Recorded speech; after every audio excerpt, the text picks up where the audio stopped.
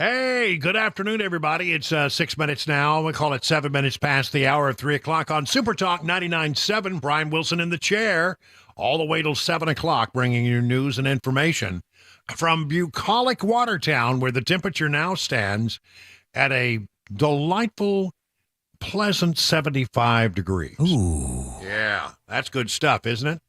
Well, we've got to start off here with one of the more interesting stories that I've seen come across the old news desk here in some time. The House of Representatives today, by a resounding bipartisan vote, 352 to 65, with one member voting present, decided that they would pass a bill that could potentially lead to the ban on TikTok. You know, the social media platform that's beloved by 12-year-olds everywhere. And a lot of other people, I should mention. Yeah, I mean, they basically want to ban this. And I look at it and I go, well, you know, on one hand, you've got this whole idea about, freedom of speech. And that's a very valid concern. What is Congress doing? Interfering with the right of people to express themselves on a social media platform. And then on the other side of the equation, you have, the idea of a national security concern, which I have a feeling there's more there than we're being told.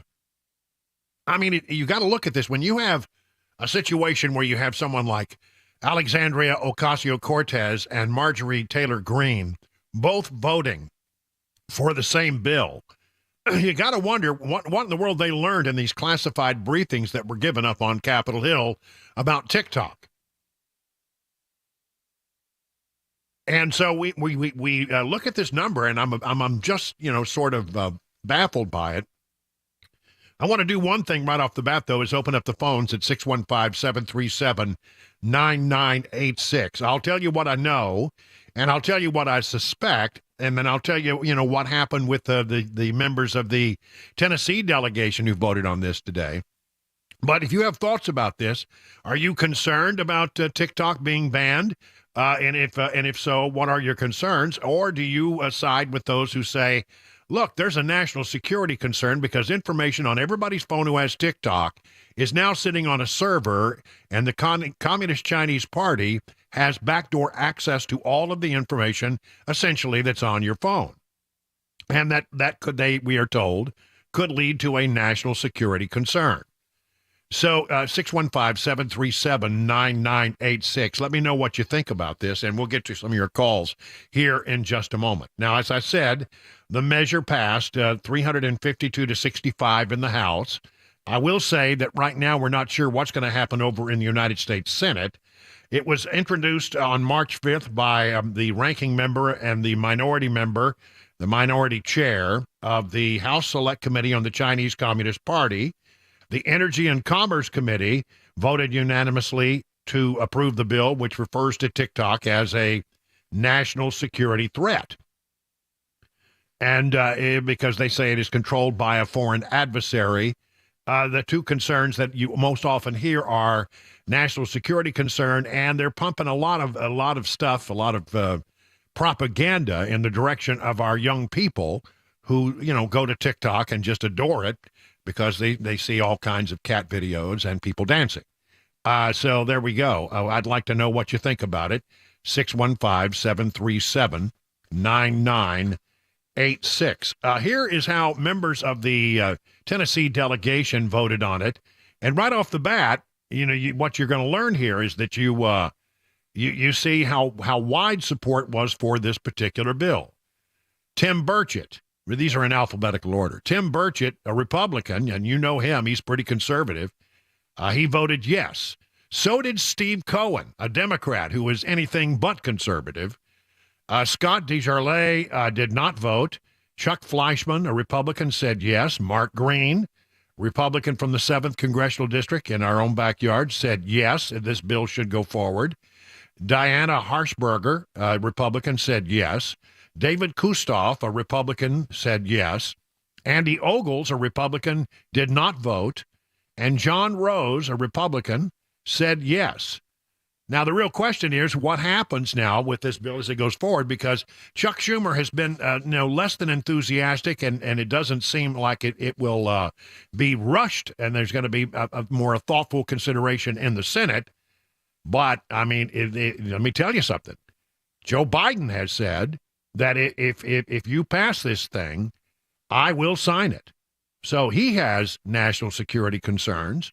Donald Trump once had national security concerns when he was president and felt that it was something that should be banned in America, but of late has said that he thinks it should not be banned because it would only build up Facebook, and he doesn't like Facebook. So there is that. Here's what the folks over at TikTok had to say. The process was secret and the bill was jammed through for one reason. It's a ban. We are hopeful that the Senate will consider the facts, listen to their constituents, and realize the impact on the economy, 7 million small businesses, and the 170 million Americans who use our service. There you go. Now, it's true that Joe Biden created a TikTok account, but has previously said he would sign a bill if it is passed. And White House Press Secretary Karine Jean-Pierre acknowledged today that it is providing technical support in the crafting of the legislation, and they actually want the Senate to move forward on this and pass the bill. So when you have such wide-ranging bipartisan support, you got to wonder, what led them to do that. Now, we're going to have Senator Bill Hagerty on in just a few minutes. We'll ask him what he thinks about all this. But in the meantime, I'd like to know what you think about it. You have a real interesting debate here. On one hand, the concern about, the First Amendment and free speech, and should Congress be in the business of saying that you can't be on a certain social media platform.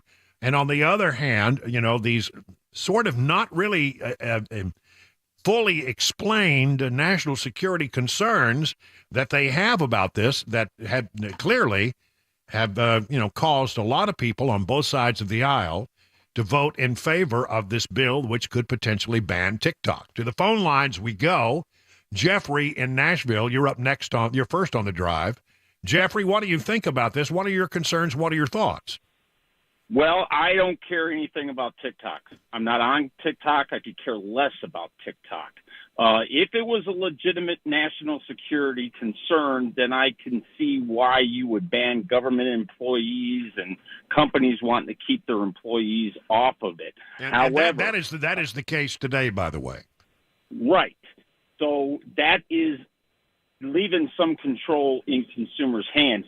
However, there are parts of this bill that doesn't just talk about TikTok. It talks about parent companies, affiliates, subsidiaries, websites, and it's under the determination of the President of the United States. Well, you know what? I know, because the President can get up there and say at any time, this is a national security concern because somebody's questioning an election, or somebody is saying that, Hunter had crack in the White House. And, the old slippery slope argument was what you're saying, basically. Where does it starts here, but where does it end? Right. And an AOC tweeted out this morning, or X'd out this morning, that she was going to vote no on this. But you're saying that she went ahead and she voted yes. Well, I'll double-check my facts on that, but I read that somewhere. Yes, I did read that indeed. Well, all right. Enjoy listening to your show, Brian. Well, listen, thank you. I'll double-check that factoid that you just questioned, but I did read something on that earlier today. All right, let's go to Bruce calling in from White House. So, Bruce, it is on one hand, folks are saying it's a national security concern. On the other hand, they are saying that, we should always protect free speech. But when those two things come in conflict, apparently the House of Representatives has decided in a very bipartisan way that they want to support this bill, which basically says you got to divest and let an American company control TikTok if you want to do business in this country. And if you don't do that, then it could be banned. That's what the bill basically calls for. What do you think, Bruce? Well, I agree with the last caller, and you've got a good point there.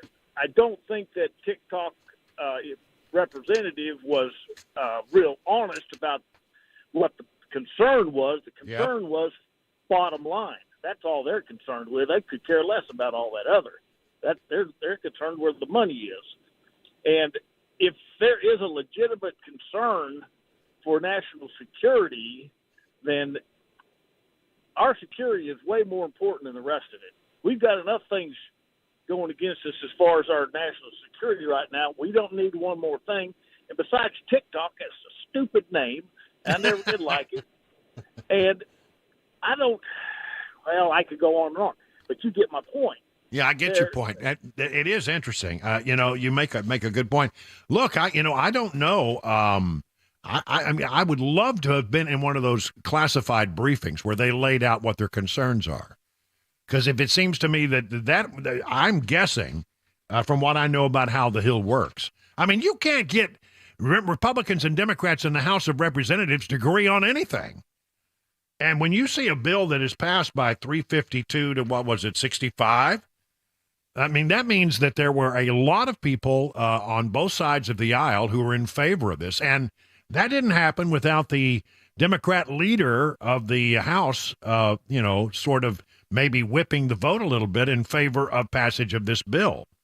When you have the speaker and the ranking, what would you call the minority leader of the House, and then you have these people who get the very tip-top security briefings, one imagines that whatever he and the other gang of 8 got told about the concerns they have about TikTok. I mean, I think it's one thing to say government, should not have it on their phones, and that's already been done. It's not allowed.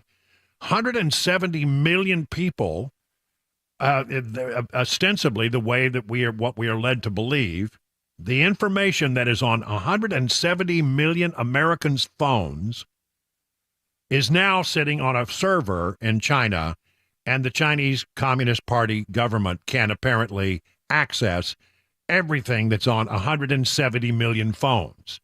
Now, you say, well, then how does that affect national security? What's on that phone?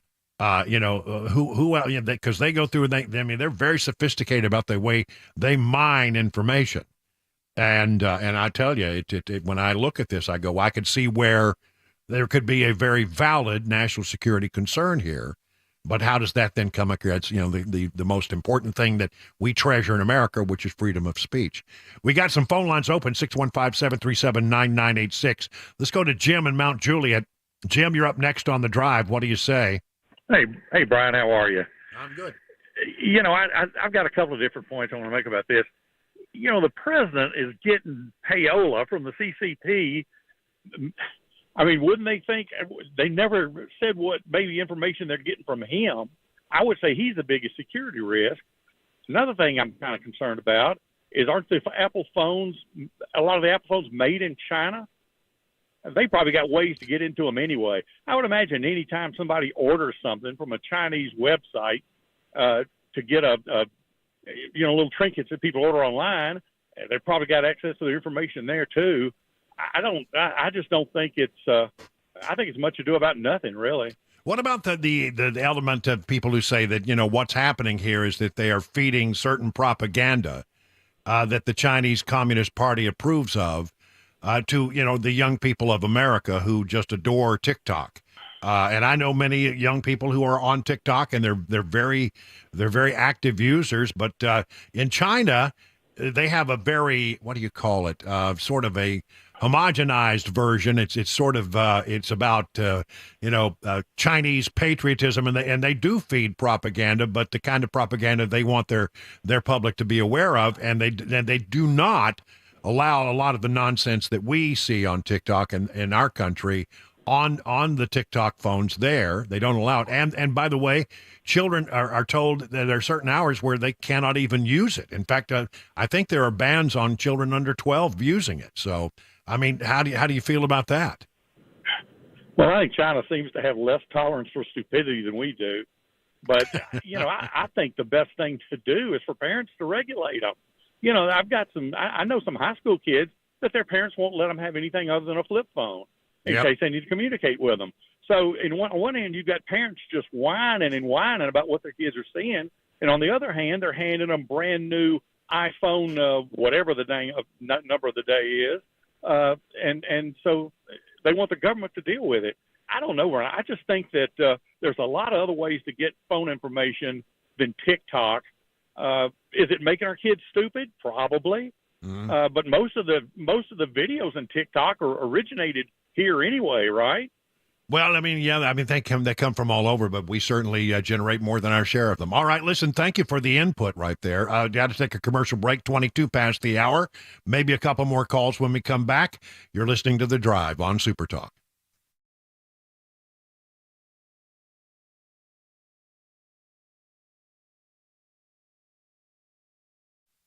One thing that really makes Genesis Diamonds stand out from any other jewelry store is the education you get when you go there. These are not clerks behind the counter. These are seasoned pros. They know everything there is to know about diamonds. And they will take the time to teach you in a way that is transparent, informative, useful.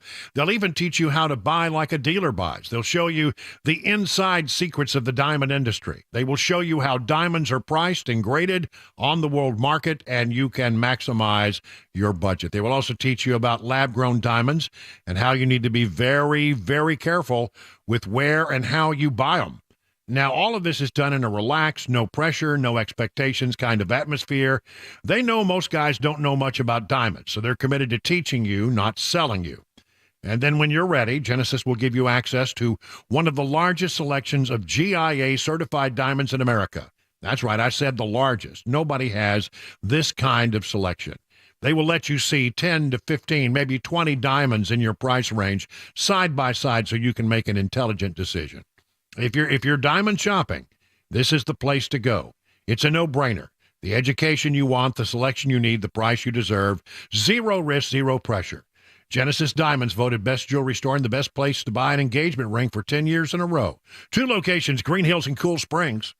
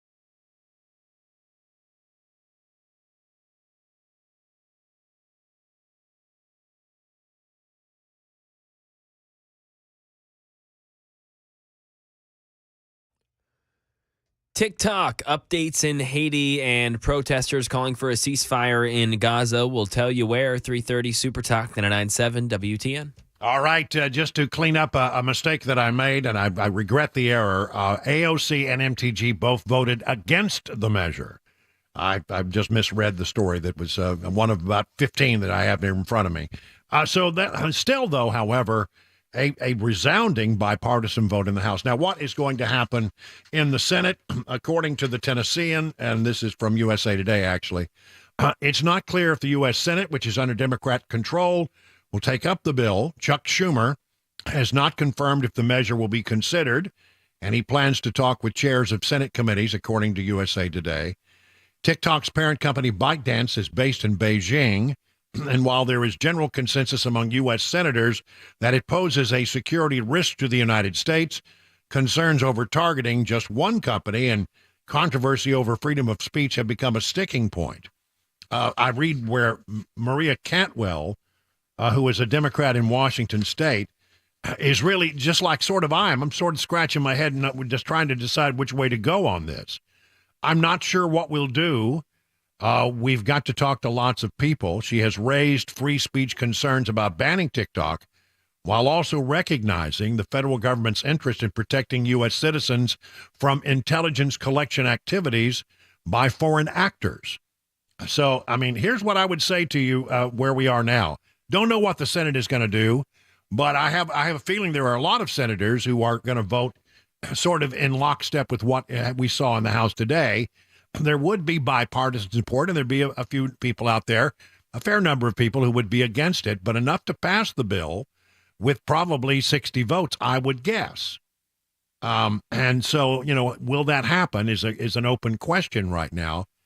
But really, I think, one of our callers had it exactly right here. What we need to do is make an assessment in our own individual families about whether we want our children on TikTok and whether we think TikTok is a good idea. One way or the other, it's going to be one to watch. And one, I got to tell you, I'm scratching my head. I don't know which side to come down on. I can argue it round. I can argue it square. I see both sides of this debate. And I'm having a hard time. I was hoping maybe I would get some clarity of thought by talking to folks, and maybe we'll do this a little bit later. By the way, we'll have Senator Bill Hagerty, coming up here at 3:35, and maybe he can give us some perspective from how he feels about that. It is now time for the news at 3:30 on Super Talk 99.7.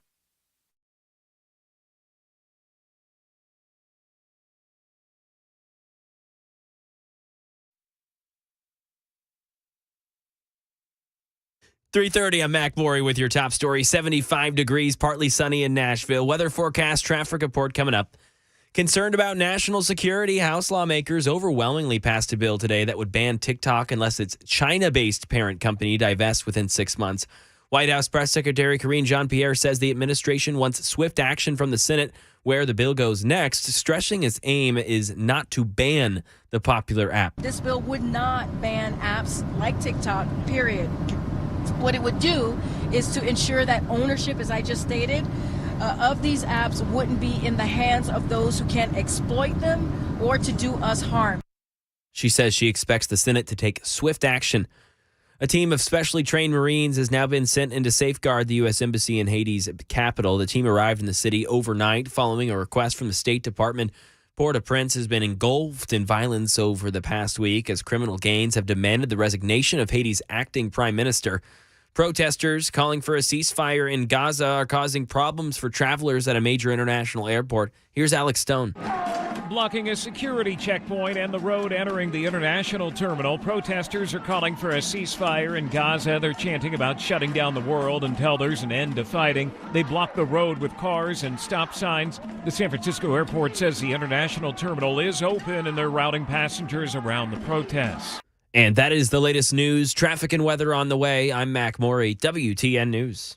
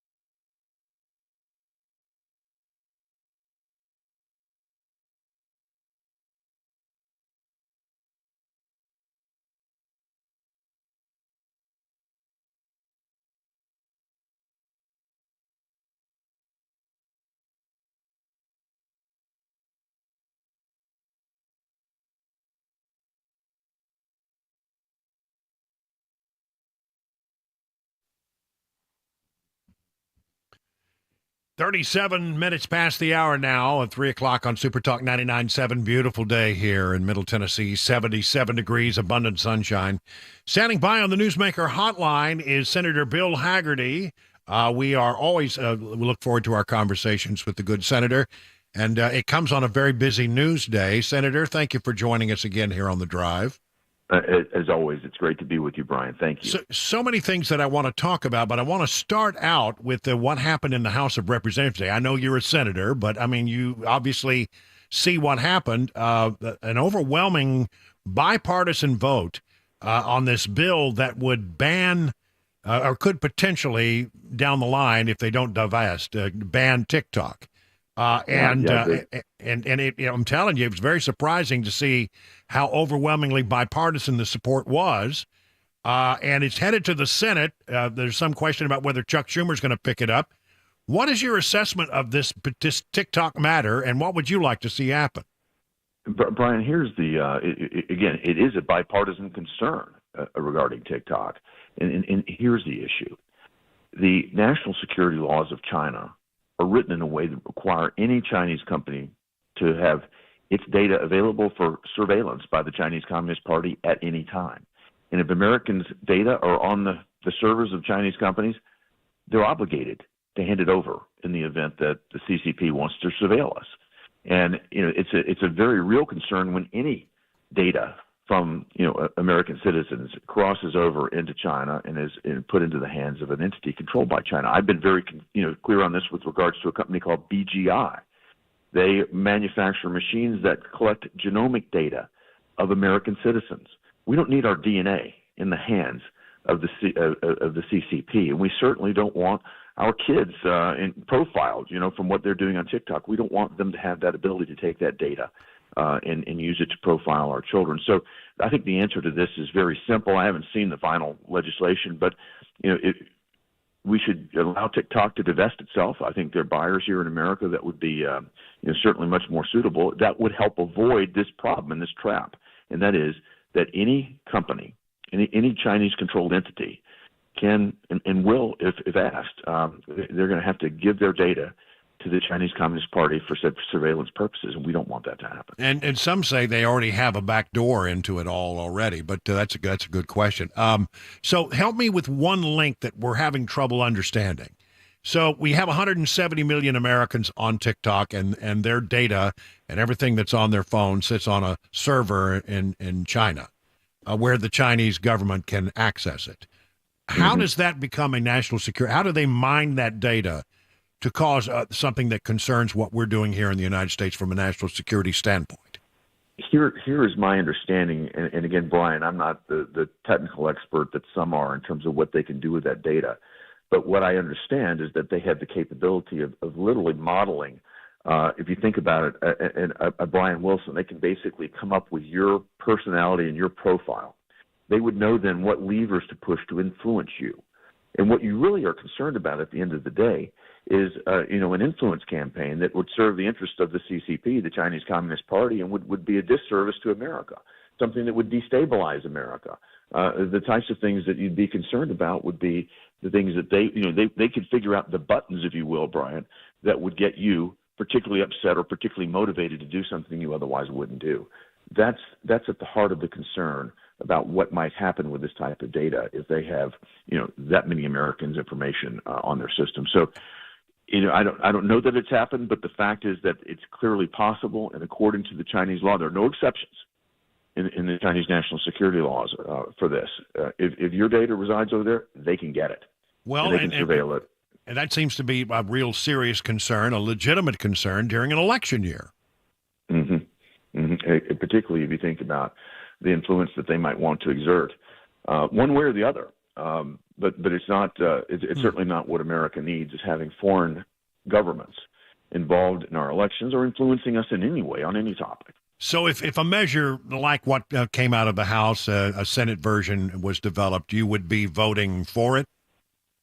I need to see it again, but I'll tell you this: I want to fix a problem that would expose, our sensitive data to an adversarial government. And my understanding is it's drafted in a means to do that, but I'll withhold judgment until I actually see it. Well, fair enough. Okay. So now I wanted to talk to you about this other thing. You were very actively involved. You sort of called out the Democrats in the United States Senate with a measure back on March 8th. Basically what you were saying is that you wanted to stop the Census Bureau from collecting and adding into the census count the illegal aliens that have come across into the United States by the millions. And every single Democrat in the United States Senate voted against your measure, which sort of tells you what they're up to here. That's exactly right, Brian. You would have loved it. You understand how the process works up here. Chuck Schumer threatened to shut the Senate down rather than put this bill on the floor because he did not want his members to have to vote on this. And I said, well, I'm more than happy to do that. We can shut it down if you want to, Chuck. And at the end of the day, just hours before the shutdown deadline, he caved. We put it on the floor, and just as I suspected, they admitted, this is the motive behind the crime at our southern border. What they admitted was that they want to count illegal migrants in the apportionment of congressional seats and in the apportionment of electoral seats as well, electoral votes. What that means, if you look at the number of people just since Joe Biden has come into the country, people estimate it to be, upwards of 10 million people. That would be 13 congressional seats right there. If you look at all of the illegals that are in the country, you could be accounting for 25 to 30 congressional seats here in America, 25 to 30 electoral votes as well. That is about the clearest statement that they could have made. This is about power at the end of the day. The reason they've collapsed our border, exposed us in our children's fentanyl poisonings, the illegal human trafficking that's going on, that is absolutely horrible. I wouldn't be able to say on the radio what I've seen and heard down there at our southern border. They're willing to do all of this for one reason. It's about power, Brian. And if you look at where the people are leaving, people are fleeing blue states like New York, like Illinois, like California, that's exactly where they put the sanctuary cities to act like magnets. New York City, Chicago, LA, San Francisco, these are magnets to attract people that already broke the law coming into the country. And of course, they're going to go to places where the laws are not going to be enforced, where the immigration laws are not going to be enforced. That's what a sanctuary city is by definition. That's why the Democrats have created them. And they're doing it. I think they just, as you said, they just revealed the motive behind the crime when they all voted against me and they voted to allow illegal migrants to be included in the counts for congressional districts and for electoral votes. Yep, that's a real concern because, actually the blue areas were losing people. They're moving to places like Texas and Tennessee and Florida and away from places like New York and Illinois and California. And it was working to our advantage in that way. But then all of a sudden we start sending people there. And I'm just wondering, are Republicans, Governor Abbott down in Texas, I think he's got a tough job down there. But are we sort of shooting ourselves in the foot by sending so many people up there? Should we stop doing that? Well, I think we should stop letting these people come into the country at all. Yeah, obviously that's what we should do. But that certainly does go against the electoral vote count. But I think what Governor Abbott has done is he's put a ton of pressure on these big blue city mayors, and they are screaming and yelling at the White House right now because they can't take it. And I take that trade, if you will. What Governor Abbott is doing, I'm for it. I think he's making them feel the pain that he's been suffering there in Texas, and we just need to come out and address this. Take illegal immigrants out of the count. We don't allow people that are here visiting, on vacation. We don't allow diplomats to be counted for the purposes of allocating congressional districts. Why in the world should we allow illegal migrants, people who've broken the law, to get in here? I agree. Yeah. It just makes no sense at all. But that's the only thing that does make sense is the motive behind the Democrats' willingness to do this to our nation. Yeah, I think, boy, are you right, and good on you for calling them out. Let me ask you another border question. And this is about a story that I've seen reported in 3 or 4 places, but has really not gotten widespread coverage, of about 320,000 illegal immigrants that apparently, according to some documents that they got through a FOIA request, the Center for Immigration Studies says they were flying immigrants from outside of the country, from places like Venezuela or Mexico or Central America, directly into the country. Now, by some counts, 320,000 people have been flown in by the Biden administration. Circumventing the border is at least what the reporting seems to suggest. Have you seen anything more on this? And if so, why aren't people raising hell about that? Well, we have, but what we're trying to do again is get information from the Biden administration, which has turned out to be impossible. Their view is that we should talk to the hand. They can't reveal any more information, they say, because it might somehow jeopardize the safety of those people that they've illegally brought into our country. It's just preposterous. It's Orwellian, the way this administration talks. You remember Mayorkas saying the border is secure, there's no problem at the border, all this stuff, until they get to an election year, of course, then suddenly there is a problem and it's the Republicans' fault. But this flight, these flights, plural, many of them, they're basically just going in and pumping people across the border, and they're doing it this way to avoid those inconvenient photos that we've all seen, for example, down at Eagle Pass. They're doing everything they can to get people in here quietly and rapidly.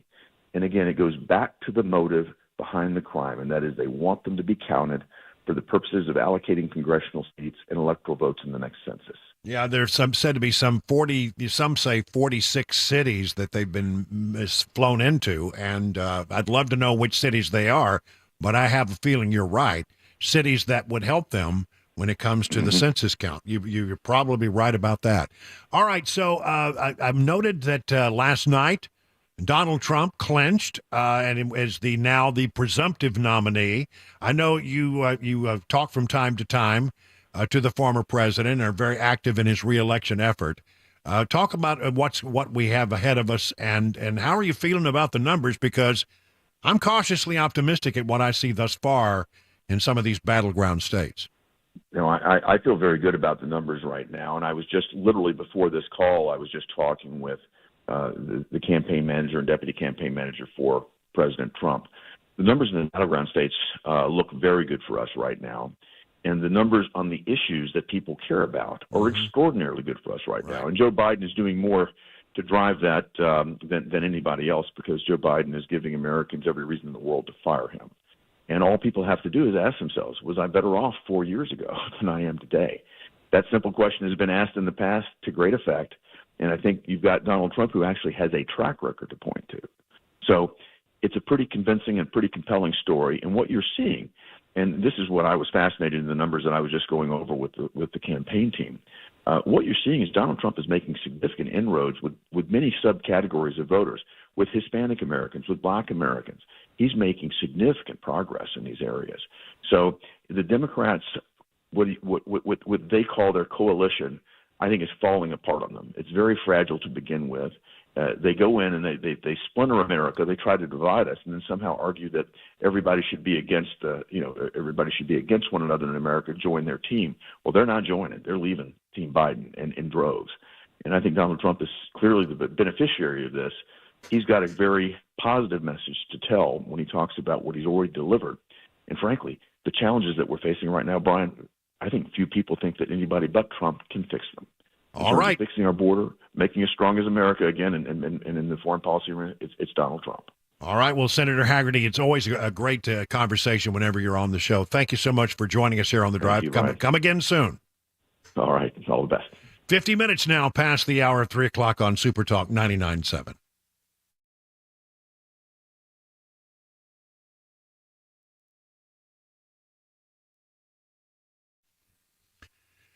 You know, if we've learned anything over the last few years is that we can expect change, and those nearing retirement change, well, that can be kind of scary. If you're worried about how things like inflation, and aren't we all, and interest rates will affect your retirement nest egg, use Beacon Capital Management's free retirement savings calculator. It is free, super fast, takes less than 30 seconds from start to finish, and you'll get some results right away, tell you whether you're not, you're on the beam, if you're doing things right. Just visit AskBeaconNow.com to get started on that. And if you need a deeper dive, why don't you give them a call and have them do an analysis of where you are. 615-488-9303. That's 615-488-9303. They will take some information from you, and they will decide to come back to you and give you some information to help you decide whether or not you're doing the right things. Replace the worry that you might have about your retirement with confidence that you're on the right path. 488-9303. The experts at Beacon stand ready to take your stress away. Learn more at Beacon, askbeaconnow.com.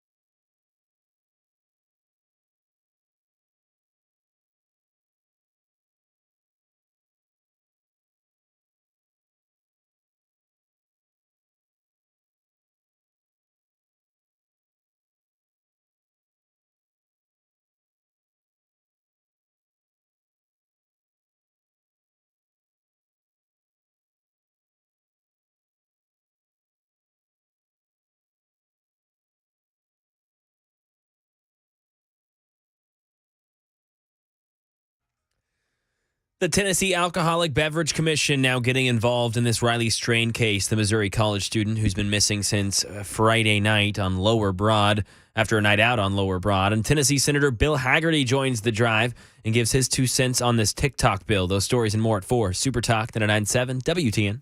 All right, taking a look at the markets right now. Dow Jones Industrial Averages are up 37, but the S&P is down about 10, and the NASDAQ is down 87. So mixed boards today. You wonder how the big business leaders in this country are looking at our economic situation. Well, Ty Draper over at Beacon Capital Management has more on that. Good afternoon, Ty. Hey, Brian. Yeah, mixed results in the market today, but top CFOs across the country are increasingly positive about the state of the economy and the stock market. And for the first time in over 5 quarters, not a single CFO rated the Fed's job as poor, and over 55% felt the Fed's handling of inflation was good. The vast majority feel, too, that a recession is unlikely in the near future. 80% of CFOs surveyed believe the Dow will eclipse 40,000 with the tech sector leading the charge.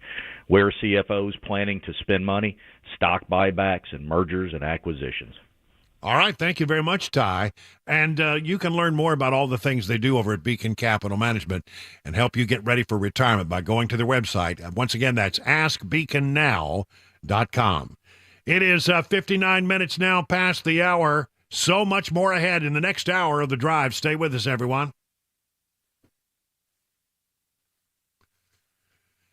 You know, Eurofix has a very different business philosophy. They staff all of their locations with more staff than the average auto repair shop, so they can be ready when your emergency pops up out of nowhere. Have you ever noticed how hard it can be to get a right now appointment for vehicle repair? Some dealers, you can wait more than 2 weeks just to get in for an appointment, but not at Eurofix. Eurofix has been offering quality repairs that beat the dealer without dealer pricing since 1999, plus a 3-year nationwide warranty and the staff to fix your car now. If you're tired of waiting forever to get your car into the shop, then call Eurofix. Owner Aaron Stokes says they will never be too busy for all their customers, and they will be there with the kind of people you need to take away your pain. Eurofix repairs all European cars, and Eurofix says yes to speedy repairs when the others can't or won't. Family owned for some 24 years. Call 844-EUROFIX or visit myEurofix.com. That's myEurofix.com.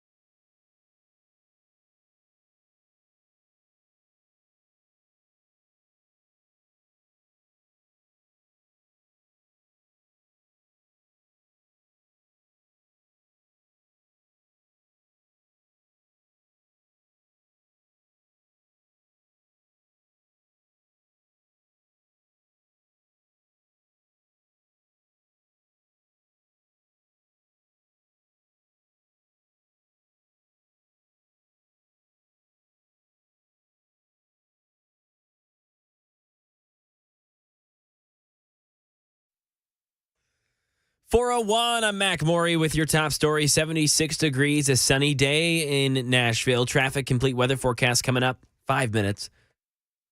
Right now in Tennessee, the Tennessee Alcoholic Beverage Commission is now investigating whether missing college student Riley Strain was overserved alcohol at Luke Bryan's Broadway bar in Nashville. Strain was seen on surveillance footage Friday night wandering and stumbling around downtown after he was kicked out of Luke's 32 bridge. Yesterday, rescue boats began searching the Cumberland River. Riley's fairly identifiable. He's 6'7" and around 160 pounds with blonde hair and blue eyes, and he remains missing. Tennessee Senator Bill Hagerty joined the drive with Brian Wilson today and gave his view on the bill that was passed by the House to ban the popular Chinese-owned social media app TikTok unless the company divests. And what you really are concerned about at the end of the day is an influence campaign that would serve the interest of the CCP, the Chinese Communist Party, and would be a disservice to America, something that would destabilize America. The types of things that you'd be concerned about would be the things that they could figure out the buttons, if you will, Brian, that would get you particularly upset or particularly motivated to do something you otherwise wouldn't do.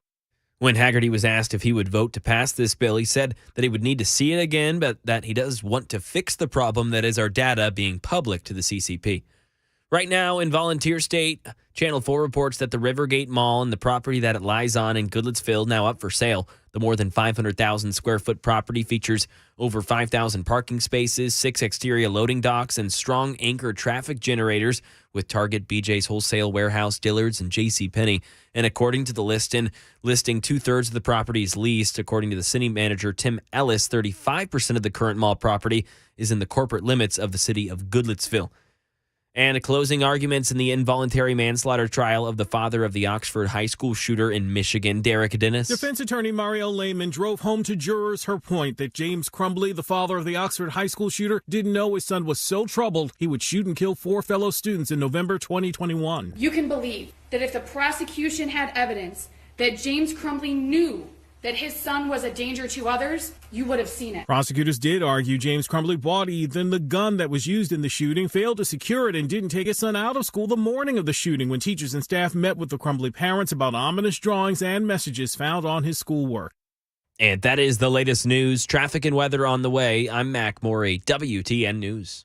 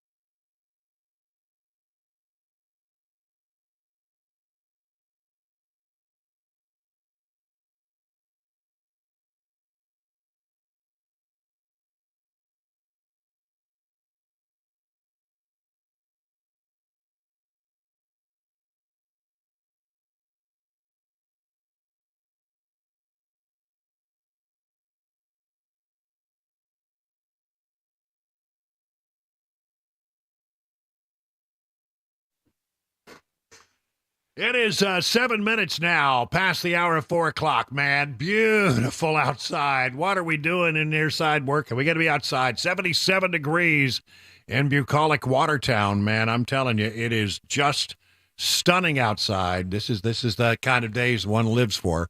So, listen, hope that you're enjoying the weather. Hope you're getting home safely. Let's give you some news and information to chew on while you're on the way home to hopefully, to spend a little time in the outdoors. Wouldn't that be great? First of all, let me just say that here in bucolic Watertown, we are still fighting an infestation of insects. The ladybugs let it off, and now the ants are coming on strong. I've had marching in. I've had the ants are marching in. I've had like 16 different ants that I have killed. Now, my temptation has to be to not kill them, because I put out what do they call taro? Oh yeah. Yeah, I got some of that stuff, and I got a couple of drops here, a couple of drops there, and you're supposed to let them eat it, and then let them go on their merry way. Yeah, take it back to the nest or whatever they call it. That's right. Yeah, so I'm doing that right now. And then today, an ugly moment in the insect world. We were invaded by a wasp. Ooh, can't have that. No, you can't have that. So much to talk about here. Excuse me just a second. All this pollen and stuff, good Lord, in the air. I'm struggling just a little bit today. Those trash trees, I bet you. It's dadgum. It's the Bradford pears. Man, they are everywhere. They're blossoming, and the blossoms are taking over, and there's so much pollen in the air. Oh, my goodness. Sorry about that. Let me talk about some things that we have learned today about the Biden Incorporated investigation. This is pretty rich, honestly, when you think about it. Hunter Biden, remember when he went to the swamp, this is what I call the swamp side. It's just outside the United States Senate. He was supposed to, to be showing up, and he said he wasn't going to show up because he wanted to do his testimony in public. He didn't trust the process behind closed doors. He wanted to do it publicly. And he put on a big dog and pony show there just outside the United States Senate in the lawn, and said he didn't trust the people who were investigating him and his father. And here's how that sounded. Well, I apologize. It's not working. Comer, Jim Jordan, Jason Smith, and their colleagues have distorted the facts by cherry-picking lines from a bank statement, manipulating texts I sent, editing the testimony of my friends and former business partners, and misstating personal information that was stolen from me. There is no fairness or decency in what these Republicans are doing. All right, so with that, he said, therefore I will not appear in a closed-door session. I will only appear to testify in public. And, then James Comer and all the other people who are investigating Hunter Biden said, nope, that's not the way it's going to work. We do this the way you're not anybody special. You're going to do it the way that everybody else does it. You're going to go behind closed doors, and you're going to give a deposition. We'll ask you a lot of questions. And then if you want to go forward and if you want to have your public hearing, well, that'll be just fine. Well, now comes word. This is rich, isn't it? Hunter Biden today declined an invitation to testify in public next week as part of a House Republican impeachment inquiry into President Joe Biden. Abby Lowell, an attorney for Hunter Biden, in a letter to House Oversight Committee Chairman James Comer, said that neither he nor his client can attend because of a scheduling conflict with one of Hunter's ongoing criminal cases. But that's the least of his issues, said Lowell, who blasted the planned public hearing as an act of desperation by Republicans whose impeachment probe of the Democrat incumbent president has come under increasing scrutiny. Those are his words. Isn't that rich? First, he wants to have a public appearance, and he wants to tell his story, and he doesn't want to go behind closed doors. And then when he's forced to go behind closed doors, and they get all this information from him, And now they know that when he goes back into a public session, they're going to take the information he said and they're going to ram it down his throat and point to things that are not consistent with his testimony in public in front of God and everybody. Now, all of a sudden, well, we're not so interested, and are we now, in the public hearing? So he has declined to appear, and that's fine. They're going to be a hearing anyway, and some of his business partners are going to be there to testify. This isn't over, but isn't it rich how he has flip-flopped around on this, and now after saying, I only want to testify in public, he doesn't want to testify in public at all. Pretty interesting.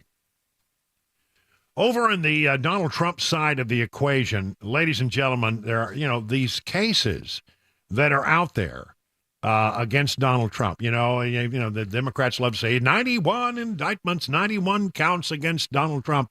And you know what? As we get deeper and deeper into this, and as the defense attorneys start doing what they do, and they start pointing out that there's another side to this thing, a lot of these cases are showing signs of weakness. Perhaps none more than the Georgia election case that was being prosecuted by Fani Willis and her lover, Nathan Wade. Listen to this. A judge on Wednesday today dismissed 6 counts in the Georgia criminal election interference case against former President Donald Trump and 5 other defendants, saying the indictments against them failed to sufficiently explain the basis for those specific charges. I mean, honestly, this thing is falling apart. Not only is there a situation where Fani Willis and Nathan Wade may be taken out of the case and the case could potentially be dismissed, if it does go forward, they've just dumped 6 of the counts against Donald Trump. And you know what that tells me? That tells me that, well, you know what? There wasn't enough there, and perhaps the inexperience of Nathan Wade, who was chosen, I think, for reasons other than the fact that he was an experienced prosecutor. He was not an experienced prosecutor. He got the deal because Fani Willis wanted to give that deal to her boyfriend. That's what happened. And so this whole thing is just ridiculous. Now, there are some counts that remain, but I think the big question is what happens, in this decision that's supposed to be coming any day now about whether or not Fani Willis and Nathan Wade have to be removed from the case, and then what would happen. Let's look at that, why don't we? This is a story from thehill.com. Headline, Georgia judge expected to rule on Fani Willis's disqualification. What we know. A Georgia judge is expected to decide this week whether to boot Fulton County District Attorney Fani Willis and her office from former President Trump's election interference case because of her romance with a subordinate. Judge Scott McAfee says Willis's relationship with Special Prosecutor Nathan Wade could result in their disqualification if evidence shows an actual conflict of interest or the appearance of one. So you don't have to have an actual conflict. Here, the standard is really quite low in the state of Georgia. Even if it just looks like there's a conflict, that is enough. Any decision the judge makes could have resounding implications for the historic prosecution, from sharpening already intense scrutiny of Willis to catapulting the case into uncertainty. Here's what we know ahead of the judge's ruling.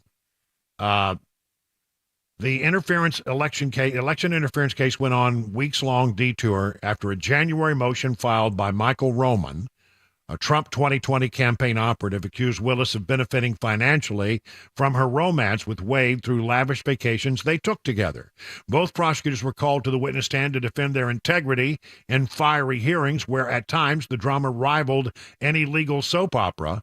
They confirmed their relationship but said it started in 2022, but as you know, there was all kinds of evidence to suggest it started long before that, maybe even in 2019. What happens if Willis is disqualified?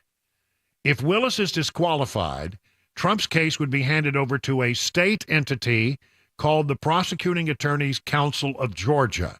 The agency would appoint another Georgia district attorney's office to take up the prosecution, even though the case would still have a Fulton County judge and jury.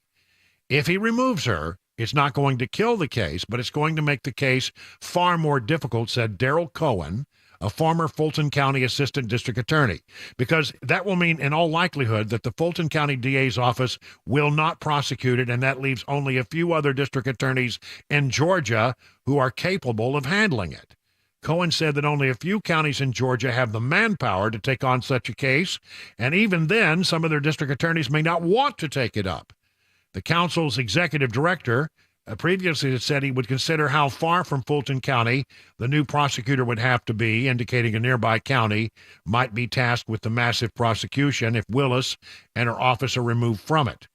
The new prosecutors could handle the case at their discretion, meaning they could alter the charges or, listen closely, even drop it altogether. How long would it take? No timetable. When dictating when the council must appoint a new prosecuting office, which could cause delays.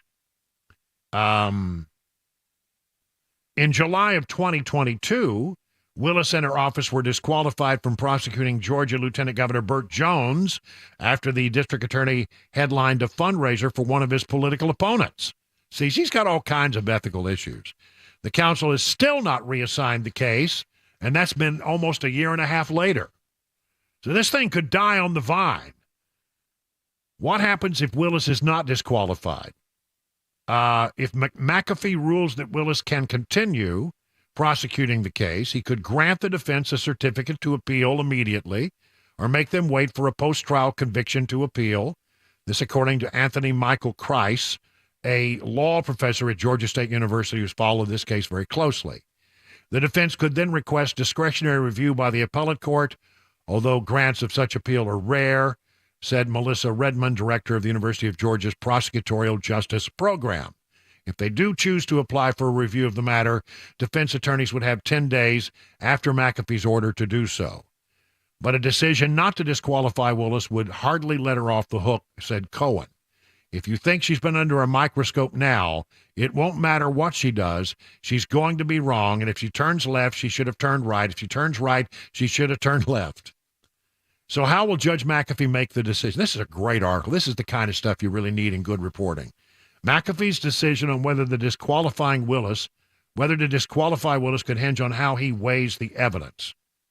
Fulton County prosecutors want the judge to consider whether an actual conflict of interest arose from Willis and Wade's relationship, while defense attorneys say the appearance of a conflict is enough to kick them off the case, and they're correct. The entire outcome is pretty much contingent on what standard of disqualification he decides to apply. Now, he is a Democrat-appointed judge. That is true. I will say, though, however, in watching this judge very closely, it seems to me that Judge McAfee has been playing this up the middle pretty well. He's been handling these things, and these are delicate things for a judge to handle. He's been handling it, I think, quite professionally. And, I have some hope that he is going to disqualify Fannie Willis and Nathan Wade. And then, the case could well die on the vine. Or if they get a new prosecuting attorney, certainly it's going to be a delay that puts this way, way back. They got to start over from scratch. You're asking people to walk in the door and try to take up a very complicated case. And that's going to require more time for them to get ready. So one way or the other, the case either gets dramatically delayed until perhaps beyond, or I think probably the likely outcome here, we'll see what happens later this week, is that the entire case gets dismissed. Again, these cases that are lining up against Donald Trump, every one of them, it seems, has some kind of real problem. 21 past the hour now, 4 o'clock on Super Talk.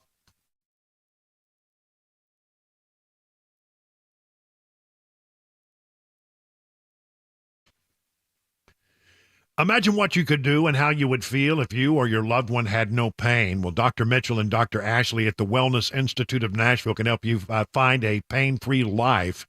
And because they want you to get better and feel better, Dr. Mitchell and Dr. Ashley are freezing their costs at 2023 levels. That's right, half off spinal decompression treatment, half off the KT knee machine, and new patients can get a full consultation for just $23. That's right, $23 for new patients. You get an exam, a consultation, x-rays included. If you want to, you can bring in an MRI or an X-ray and have them go over it with Dr. Mitchell. By the way, these doctors have a great reputation for finding things that other people missed. So if you've gone to other doctors, if you've been to other professionals, and they haven't solved your problem, why don't you give the Wellness Institute of Nashville a chance?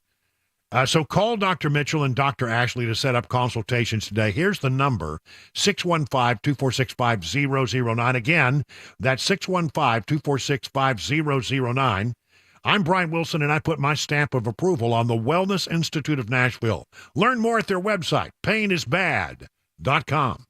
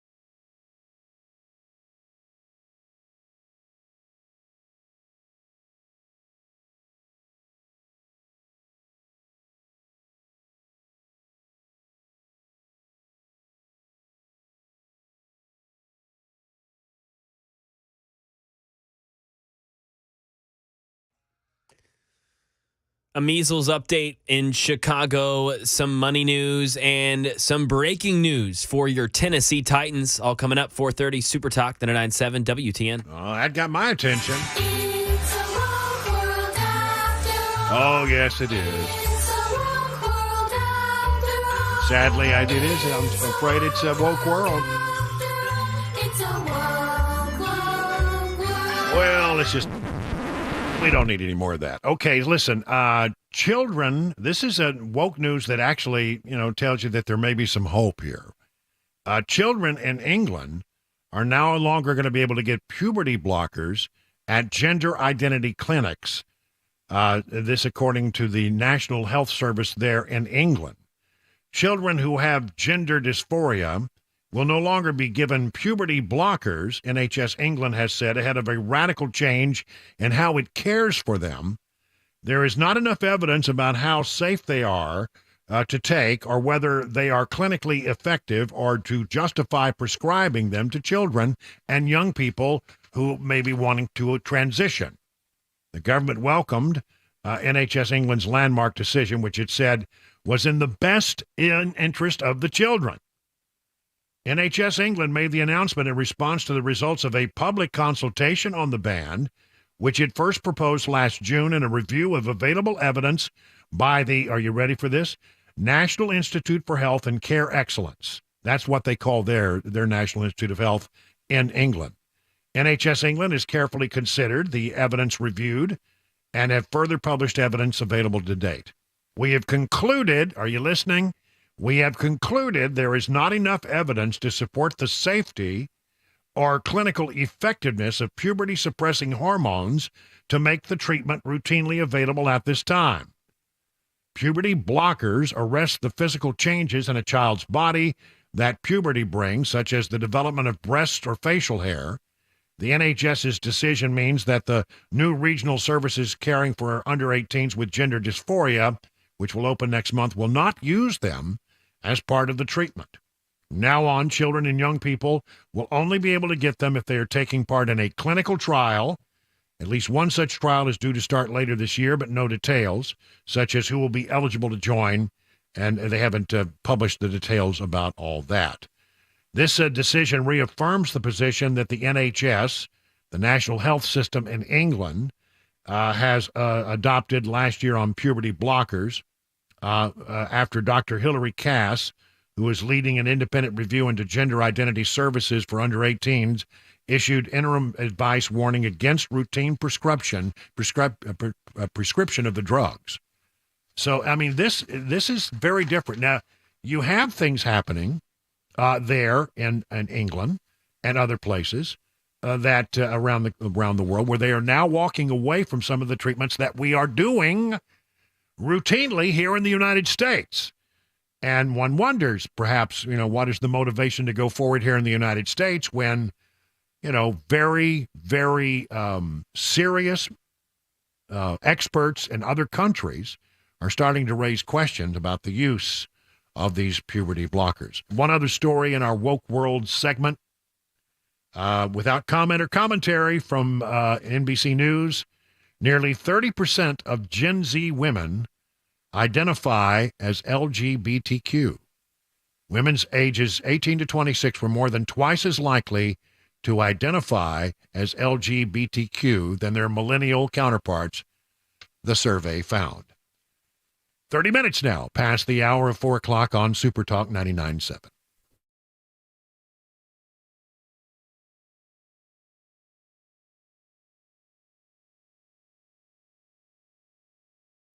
.30, I'm Mac Maury with your top stories. Currently 76 degrees and a pretty sunny day in Nashville. Forecast traffic report just ahead in 5 minutes. As CDC officials arrive in Chicago today to help contain 8 cases of measles discovered in the city in the last week, many health experts are expressing concern at the frequency of reported cases over the past several weeks. Stephanie Ramos. This year alone, a total of 45 cases have already been reported in at least 17 states. Children are particularly vulnerable to the disease. Routine childhood vaccination coverage has declined since the pandemic, with the CDC reporting a vaccination rate of 93%. That is lower than last year and below the national target of 95%. Now over to some money news. Daria Albinger. Stocks drifted near record highs but closed near their session lows. The Dow rose 38 points, the Nasdaq fell 88, and the S&P gave up 10 for the day. Oil prices rose to add to their gains so far this year and gave a boost to energy stocks. The markets are on track for a positive week. Dollar Tree has seen better days, and now after reporting earnings that fell far short of analysts' expectations, the discount retailer says it's planning to close up to 1,000 underperforming Dollar Tree and Family Dollar stores in the coming months. Adidas says it's donated or is planning to give away more than $150 million to groups that fight anti-Semitism or other forms of hate from the sales of Yeezy shoes last year. The sportswear brand severed ties in 2022 with the rapper formerly known as Kanye West over some of the comments that he's made. And in sports, breaking news, a massive deal for the Tennessee Titans wide receiver Calvin Ridley, who played with the Jacksonville Jaguars last season, has signed on to play with the Tennessee Titans. The deal, it's a mega one, 4 years worth up to $92 million. $50 million fully guaranteed. We'll garner more details as the afternoon goes along. The 6'1" wideout had over 1,000 yards last season, 8 touchdowns, and played in all 17 games. The Titans also re-signed Nick Folk, the kicker, to a 1-year deal, and some other moves as well that we'll get to on Mac's Wide World of Sports. That's the latest news. Traffic and weather next. I'm Mac Morey, WTN News.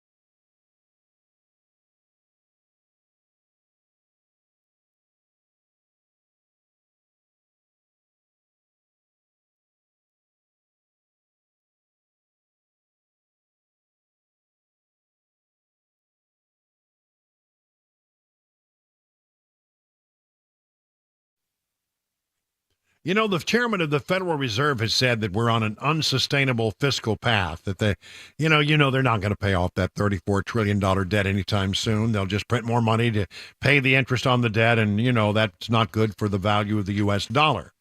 Maybe you want to think about gold and silver because it can be a safe haven in uncertain economic times. My friends at Nashville Gold and Coin are standing by to answer all your questions about the precious metals market. Now, maybe you've thought about adding gold or other precious metals to your portfolio, but you feel like you don't have the knowledge you need to make a smart decision.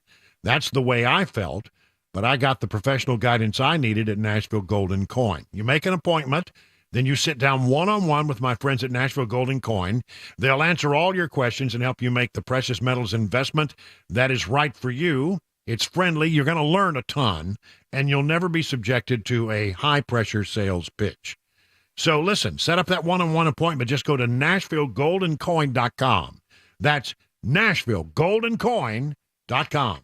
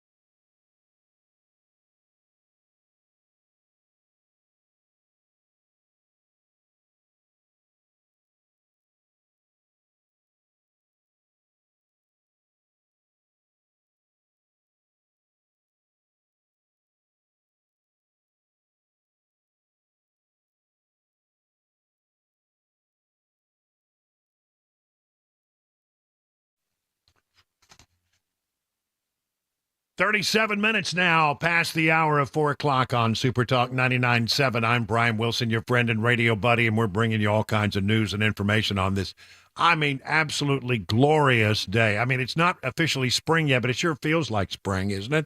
You got all the trees are blossoming and all the flowers are blossoming and the pollen is out there and the ants are crawling across my desk and all the things that one needs in a good springtime day are occurring here today. The count here today is like, so far I think it's like 15, 16 ants, one wasp.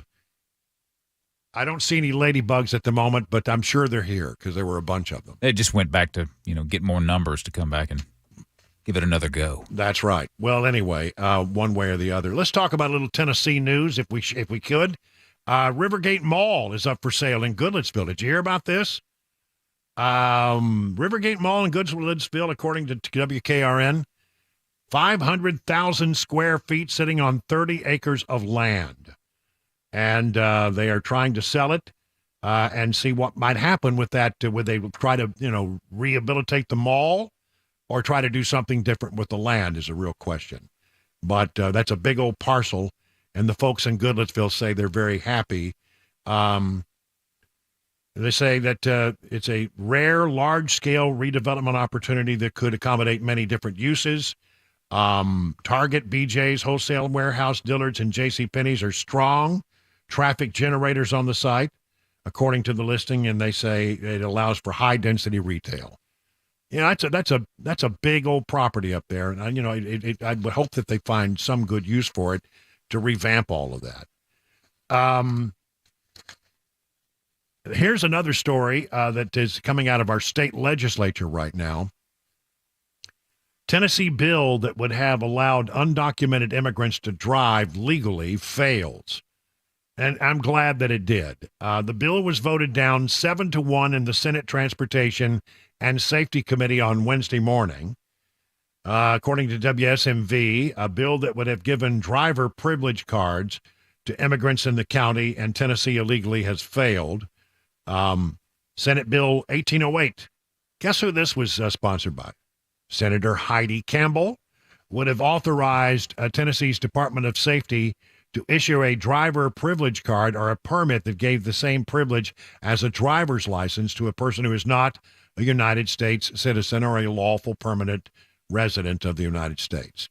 And again, that was voted down 7-1 in the Senate Transportation and Safety Committee earlier today, March 13th. I want to look into this whole situation. I got to tell you, it's very concerning, and you got to wonder what's going on in this town where people keep disappearing. And it has to do with this Missouri student, Riley Strain, who has just absolutely vanished. Now, here you got a 22-year-old male. He's about, I don't know, I've seen varying reports, either 6'5" or 6'7", reportedly in town for a fraternity formal with his fraternity brothers. He's over at Luke Bryan's bar on Friday, March 18th, and he apparently got kicked out. And there's pretty substantial evidence that he was pretty drunk. That we have seen other pictures that have been captured by other security cameras in the area where he was stumbling, seemed disoriented, even I think at one point sort of fell down a little bit. But they have lost track of this guy. They were putting together this surveillance video to try to figure out where he went after he left there. The latest surveillance video comes from a downtown smoke and vape shot on Church Street, which showed Strain near the intersection of 2nd Avenue and Church Street. After leaving the bar, Strain appeared to stumble to the ground, then got up and kept walking. We feel like when he came out, he had been to a couple other places. He may have gotten turned around. After all, he's not from Nashville, and he's drunk. And so, it appears that he may have gotten a little turned around. They said they tried to find him based on his last Snapchat location. They didn't provide any answers. Apparently, once they started to ping him, his cell phone was off, which is interesting. Adding that his family last tracked his cell phone location to Gay Street and James Robertson Parkway, which is very close to the cell tower where his phone last pinged, about less than a mile from Luke's 32 bridge on Broadway. Now, surveillance video from Metro Police shows Strain near the intersection of Gay Street and First Avenue North just before 10 p.m. on Friday. They are searching the Cumberland River, and they are trying to find, see if they can locate, sadly, that when you're looking in the river, you're looking for a body. And I'm sad to say that, but that is what we're down to now, because it seems as if this guy has just vanished. And as you have heard in our local newscast, now the alcohol folks are all, looking to see whether or not indeed this individual was overserved at the bar and before he was ejected from the bar and told to leave. And Luke Bryant has even weighed in saying, this is serious, folks. If you know anything, say something. News 2 reached out to Nashville Mayor Freddie O'Connell's office for comment and referred to the director of the mayor's office for nightlife. We do have one. Did you know we had a mayor's office for nightlife? His name is Benton McDonough. And he said that their thoughts are with Riley Strain and his family during this difficult time, pointing out that Nashville is a great city with a vibrant nightlife, and we want visitors to have a great and memorable time, but we also want them to be mindful of their surroundings. We would remind visitors to know your limits when it comes to alcohol intake. This is a good piece of advice, not normally followed by young people, however. Always travel in groups and be sure you have a plan in place for returning to your hotel, whether it be by cab or rideshare. We have plenty of officers stationed in and around the entertainment district. It is imperative that you not let your guard down at any point and always have a plan to take care of yourself. If you do find yourself in trouble, you should not hesitate to ask any police officer for help.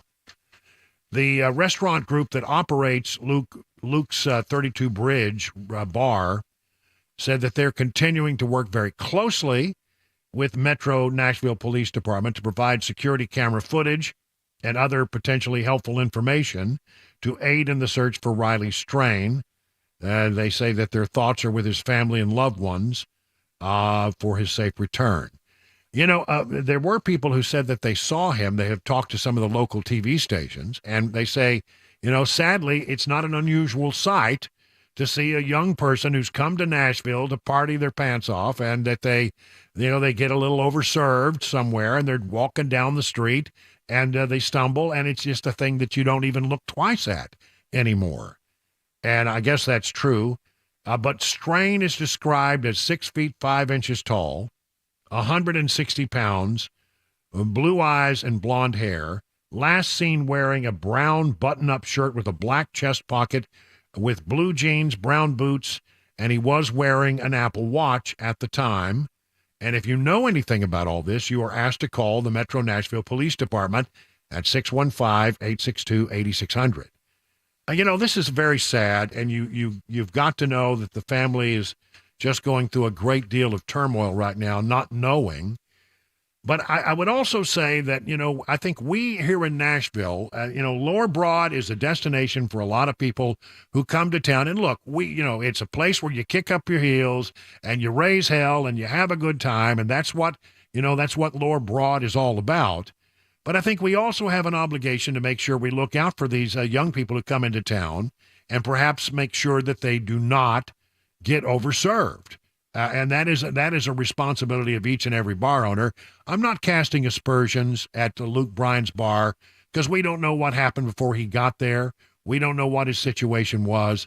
But, honestly, we should, whenever possible, we, the local citizens here in Nashville, ought to make sure that we're looking out for people. It's very easy to look and laugh at somebody stumbling down the street on Lower Broad.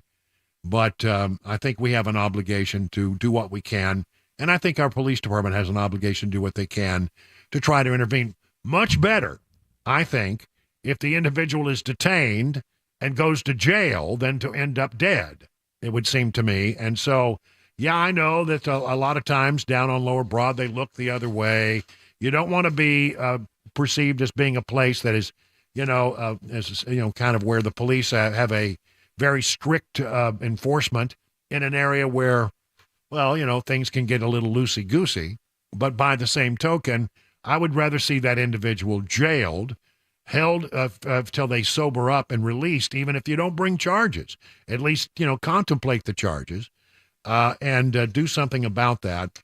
It's a sad, sad, sad thing, and I know that we're going to hold a good thought. Here's from WTVF, where they say that they talk about how the rivers are now being searched along the beaches and along the river bed, I guess, to the side, the banks of the river, and again talking about how he was seen stumbling, and they're hoping for a good outcome here. But the further you go, now we're talking about the better part of a week. It was last Friday. Here we are Wednesday. We're 2 days, we're 5 days out, right? And this young man, if he hasn't shown up and hasn't sort of surfaced somewhere, it would seem that there's a pretty good chance that foul play or something tragic has happened. So we hope that for a good outcome here, but right now it's not looking as if there will be one. One other little story here that is of Nashville note. I love that we have a blow-and-go airport out at B&A, and there's a story here at WKRN's website again talking about what they're doing out there, and they're looking to increase the number of international flights out of Nashville. And I like this. You ready? The team have their eyes set on 6 European countries where they would like to have nonstop flights overseas. Iceland. I've always wanted to go to Iceland. Yeah, that place is beautiful. Yeah, I mean, what I've seen of it, I just want to go there. And, I know there are volcanoes and lava and all that, but that's part of the attraction. I want to see that. Ireland, the Netherlands, Germany, France, and Italy. I'm surprised that we don't have any flights to either France or Italy direct out of Nashville, but they're working on it. They are doing conferences with airlines. And, this is Doug Crulin, our good friend Doug Crulin, who's the CEO out there. And they're traveling to Colombia in March to talk about world routes and try to attract airlines to make some flights directly into some of these places right out of B&A. Wouldn't that be nice to get on a plane in B&A and have dinner in France? Oh, what do you want to eat tonight, honey? Oh, some French cuisine. Yet, I'm telling you, it's Italy. That's where I want to have dinner. There you go. Bring me some of that Italian food. They will work to submit some proposals, and they say it's sort of a conference, is sort of a speed dating thing where you meet with the various airlines and convince them that if they come to Nashville, they can make some money on those routes. 50 minutes now past the hour of 4 o'clock on Super Talk 99.7.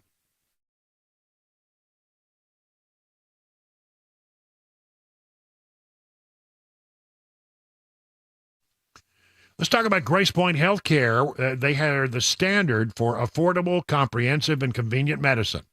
How? As a direct pay provider, your health care is delivered without red tape or of insurers' guidelines. And Smart Care plans make it even more affordable. They start at just $69 a month, and you get free office visits and basic labs for the entire year. And because they treat families as well, they have family plans they can propose. Now, you marry that with your very, very high deductible insurance plan that you may have had to take, didn't want to take it, but you had to take it, and you can really save yourself a lot of money. Grace Point identifies and treats the root causes of conditions, not just the symptoms, through a comprehensive functional approach, and by usually seeing you the same or the next day, you're treated at your convenience. So Grace Point Healthcare is the home of affordable, comprehensive, and convenient medicine delivered the old-fashioned way. Now, by now, they're on the main street in Franklin, and here's the number, 599-6868. That's 599-6868.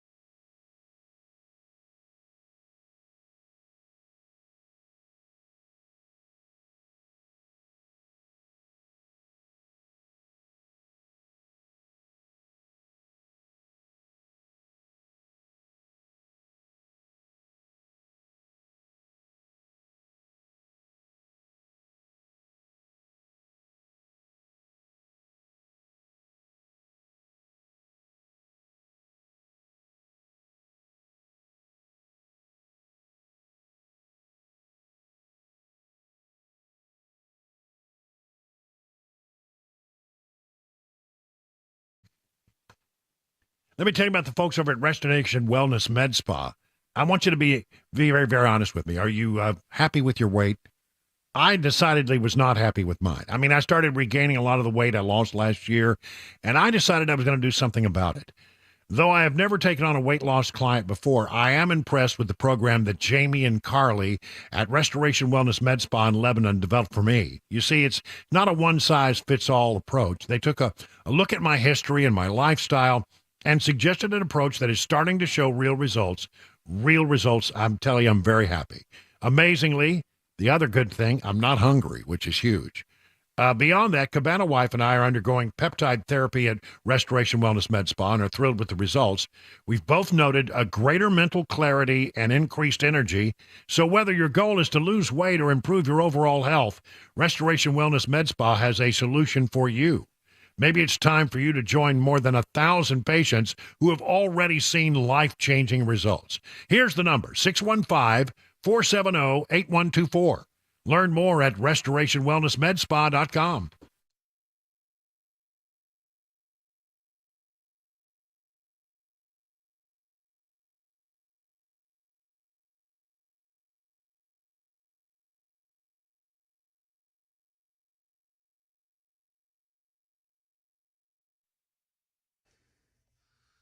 Five o'clock, I'm Mac Maury with your top story. 76 degrees on Music Row. Traffic, complete weather forecast coming up 5 minutes. Right now in Tennessee, the Tennessee Alcoholic Beverage Commission now investigating whether missing college student Riley Strain was overserved alcohol at Luke Bryan's Broadway bar in Nashville. Strain was seen on surveillance footage Friday night wandering and stumbling around downtown after he was kicked out of Luke's 32 bridge. He told his friends he was headed back to the hotel, so he wasn't reported missing for 16 hours.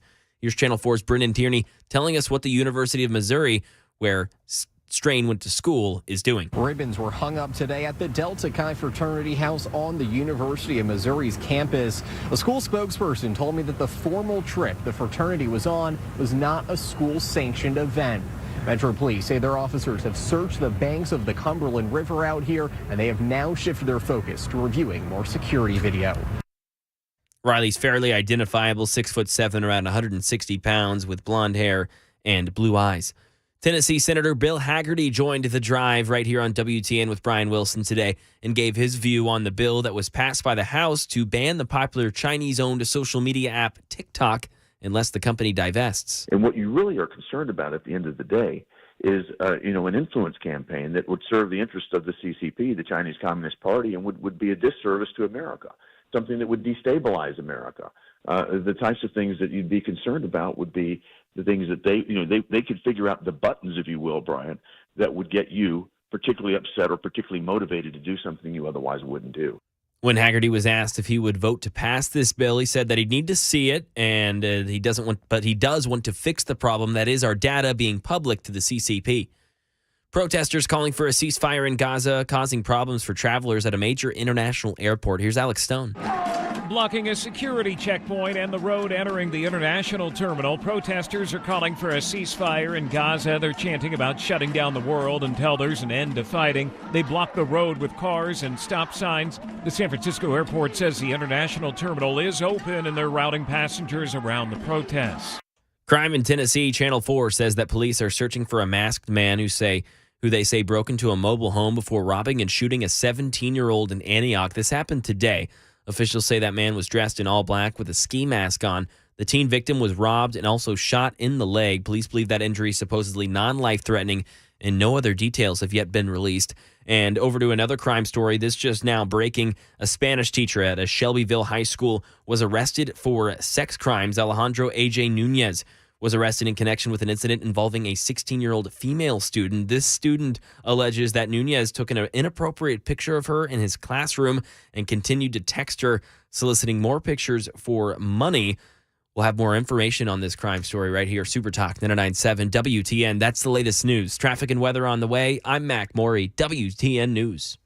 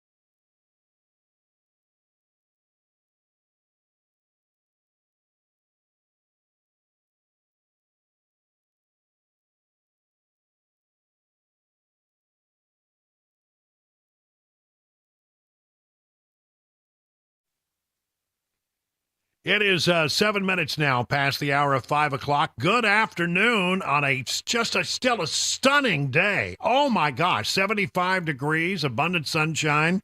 If it just weren't for all of this pollen, we'd have a perfect day, wouldn't we? I'm telling you. I don't know. It's these Bradford pears. I'm telling you, they are the bane of my existence. That's what you get for having trash trees on your property. I don't know. That'll teach you. Can't do anything about it. They're going to be there for a while because I'm telling you, I got a bunch of them. You know what? It's expensive to have a tree taken down. You ever price that out? I have not. It is expensive. Just get out there and start whacking away with a chainsaw, man. See what happens. I have a very good steel chainsaw, and I'm not afraid to use it. But I think, major tree falling is not in my wheelhouse. I don't have a great deal of experience. Can you imagine me, climbing up into a tree and start cutting that this would not end well. Just keep all vehicles and structures and other creatures away. That's right. I mean, this would, no matter what happened, I'm sure it would go badly. So we'll call in the experts. I think it's time to do the 2024 update. We got some stuff to talk about. This is a big day. Well, actually, last night was the big night. I told you it's going to happen, and it did happen. Donald Trump and Joe Biden have both clinched. They have secured the nominations, which sets up an official rematch sometime in November. Well, if Joe Biden really is the nominee that the Democrats put forward. But, I mean, he's got the votes. And, let me talk about the Democrat side of the equation first, and then I'll move on. Joe Biden, by clinching, I think that there are two inflection points, two moments where he has the ability to sort of change the direction of where Democrats are going if he has the mind to do so. Now, so far, I don't think he has the mind to do so, but I have a feeling that there are a lot of Democrats who wish he would do so. So, and now that he has, the votes to secure the nomination, he has power. He can decide to go forward, and at this point, nobody's going to stop him. Nobody can technically stop him, short of something that I can't foresee, because he has the delegates pledged to him to win the nomination. He's going to keep racking up delegates if he doesn't. But he can also take this moment and say, I am the nominee. I have the delegates. And at some point, if he decides between now and an election, or now in the convention, rather, he can say, look, we're going to go into the convention, and I've just decided I really can't go any further, but I have the delegates, and I can be the kingmaker. All right. The other thing that would happen is we get into the convention, and he comes forward and says, and he will have to do this, have to be engineered. He would say, look, I thought I could do it. It's come to my opinion. I've come to the opinion that I really need to let a younger person move forward. We need new blood. And, he won't mention the fact that the polls are lined up against him. And then he would say, perhaps at the convention, I will put my support behind X. And I don't think it's going to be Kamala Harris. So anyway, one way or the other, they are, they both have the nomination secured. Trump will keep racking up. There was never any doubt about Trump. He's got the nomination. He will be the nominee when they go to their convention. So that is done. Now, where are we with regard to some of the numbers? I'm not going to bore you with a lot of numbers, but the numbers I do have are interesting. General election numbers. Trump versus Biden. YouGov has it at Trump +2. Rasmussen Reports has it as Trump +8. That's a little higher than any other numbers I've seen. Yahoo has it at Trump +2, and USA Today has it at Trump +2. So all of those numbers, and that's a general election number in November. If the election were held today, most of these, 3 out of 4 of these say Trump would win by 2. Rasmussen having him up by 8. All right. So again, it's been a long time since I've seen a poll which suggests that Joe Biden is in the lead. And again, every time you look at multiple candidacies, it goes up. Then in the battleground state of Georgia, CBS has a poll out saying that they believe Trump will win by 3 in Georgia. It's not a battleground state, but it is an important state on the road to the White House. Ohio, The Hill and their survey has Trump winning Ohio by 10. I looked today, again, I'm going to look very quickly just to see. I looked at the battleground states and the battleground map, and here's where we have it right now. Listen to this, that if you award all of the states that are normally solid blue or are likely to be blue to Joe Biden, and you take all of the red states or the likely red states and you award them to Trump, the Real Clear Politics Electoral College map says there are 104 toss-ups. However, if you take away the toss-ups and you just award, okay, here's what the polls show, and if the polls show this state is leaning toward one candidate or the other, we're just going to, for sake of conversation, just go ahead and award it and see where we stand. This is pretty impressive. Trump already has, if you were to look at that map, 293 Electoral College votes. He needs 270 to win. So, again, I talked to Senator Bill Hagerty today. He's very actively involved in the effort to reelect President Trump, and he says that he's been talking to their campaign, and the numbers are looking pretty positive.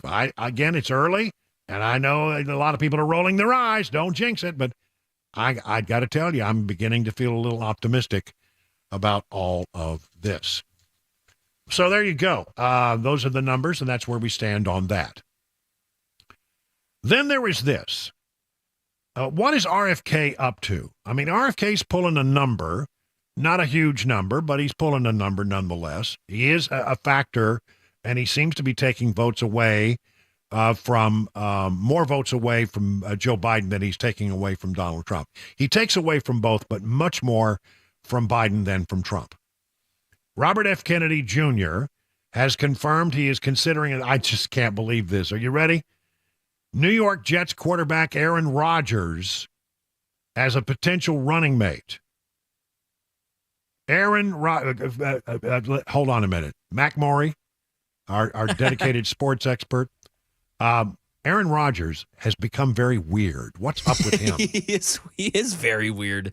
This comes after last month, him going on a whole tangent about how the Jets need to limit the distractions in the locker room and they need to focus on winning. And then here we are a few weeks later. He could be vice president. I don't know. I know, but I mean, he's always been an interesting character, and I've always liked him. But I mean, it seems like the last couple of seasons he's just turned to be a very strange individual. More strange than perhaps we knew. Well, anyway, he's one of the people that RFK Jr. is considering. Then you got former Minnesota Governor Jesse the Body Ventura serving as a potential running mate for his independent presidential bid. Kennedy told the New York Times he's considering both to round out the ticket. Rodgers has previously expressed support for Kennedy, but has another year on his contract with the Jets, according to the New York Post. I think he could get out of that, right? I mean, is that possible? Yeah, I imagine they could figure something out. Yeah, I want to run for the office of vice president, and so I need out of my contract. I think he'd like his salary on the Jets more than the salary as the VP, but I don't know. Well, there's no doubt about that. Ventura, remember, is a professional athlete, wrestler, served as the governor of Minnesota. I got to meet Jesse Ventura one time, and he came to D.C. for a governor's meeting. And what was great is, I think it was. Yeah, Clinton was the president, and all of these governors came in. I think that's right. Yeah, I'm pretty sure it was. And, all the governors come in, they got their blue or their gray, suits and their red or blue ties and, looking very gubernatorial. Jesse Ventura walks in with a leather jacket with fringe, and I mean, I loved it. It was a great moment. We all, nobody cared anything that day about what Jesse Ventura thought. He was quite the attraction and quite an interesting fellow. He won election under the Reform Party ticket and remains the only successful gubernatorial candidate to run under that banner. So there we go.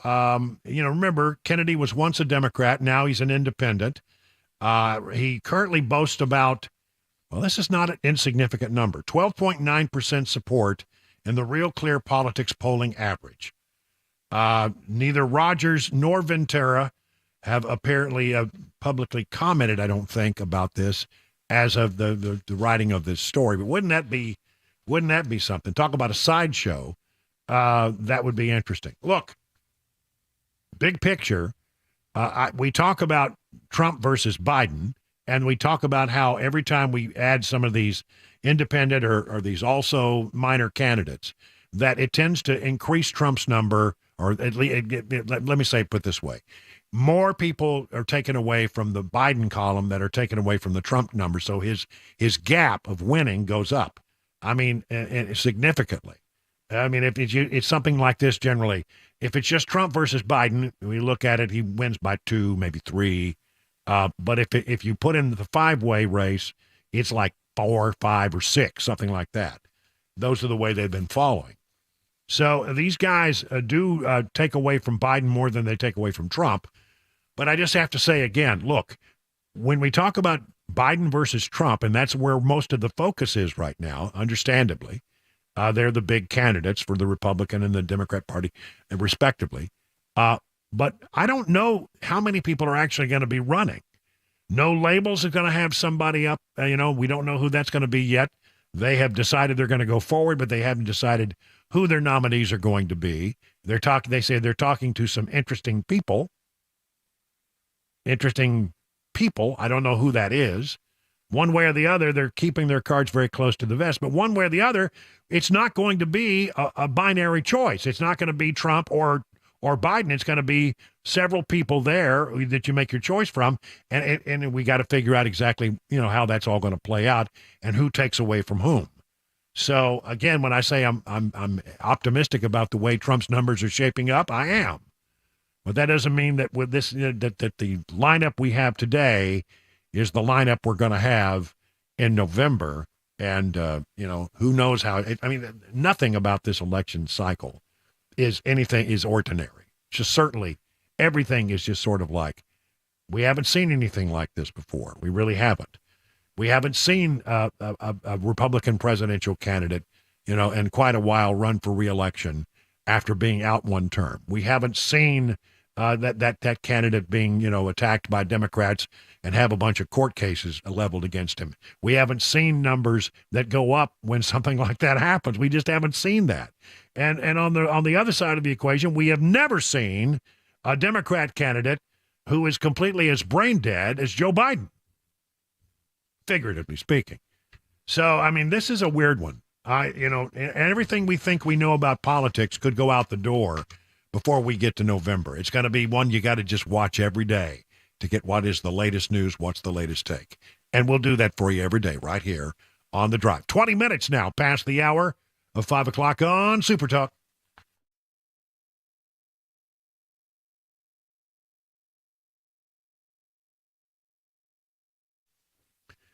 Man, this has been the weirdest weather of late. Cold sometimes at night, and today we're in the mid 70s. This is when you need all of your HVAC capabilities. You might need a little warming in the morning, but you're definitely going to need some cooling before the day's over. And if they're not working right, if it's just not getting the job done, you see that, well, the air is blowing, but it's not getting cold. That's a good one. Why don't you call the folks I would call, the folks over at Busy Bee HVAC and Plumbing? They will buzz right over to your hive and get you up and running. Now, listen, maybe you've reached the point. Remember, these systems don't last forever. They generally say you're lucky if you get 20 years out of one. So if you're getting to the point where you've got to replace the system, let me just say, you're never going to find a better value on HVAC and plumbing replacement systems than at Busy Bee HVAC. Now, listen, you want to become a member of the Beehive Club. That's preventative maintenance. Starts at $99. You'll get 3 thorough maintenance services on your systems, one aimed at heating, one aimed at cooling, one aimed at plumbing. Busy Bee Plumbing, Heating, and Cooling, your official Rude Pro partner for satisfaction guaranteed. Call Busy Bee Plumbing, Heating, and Cooling at 615-775-7833 or online at busybeehvac.com.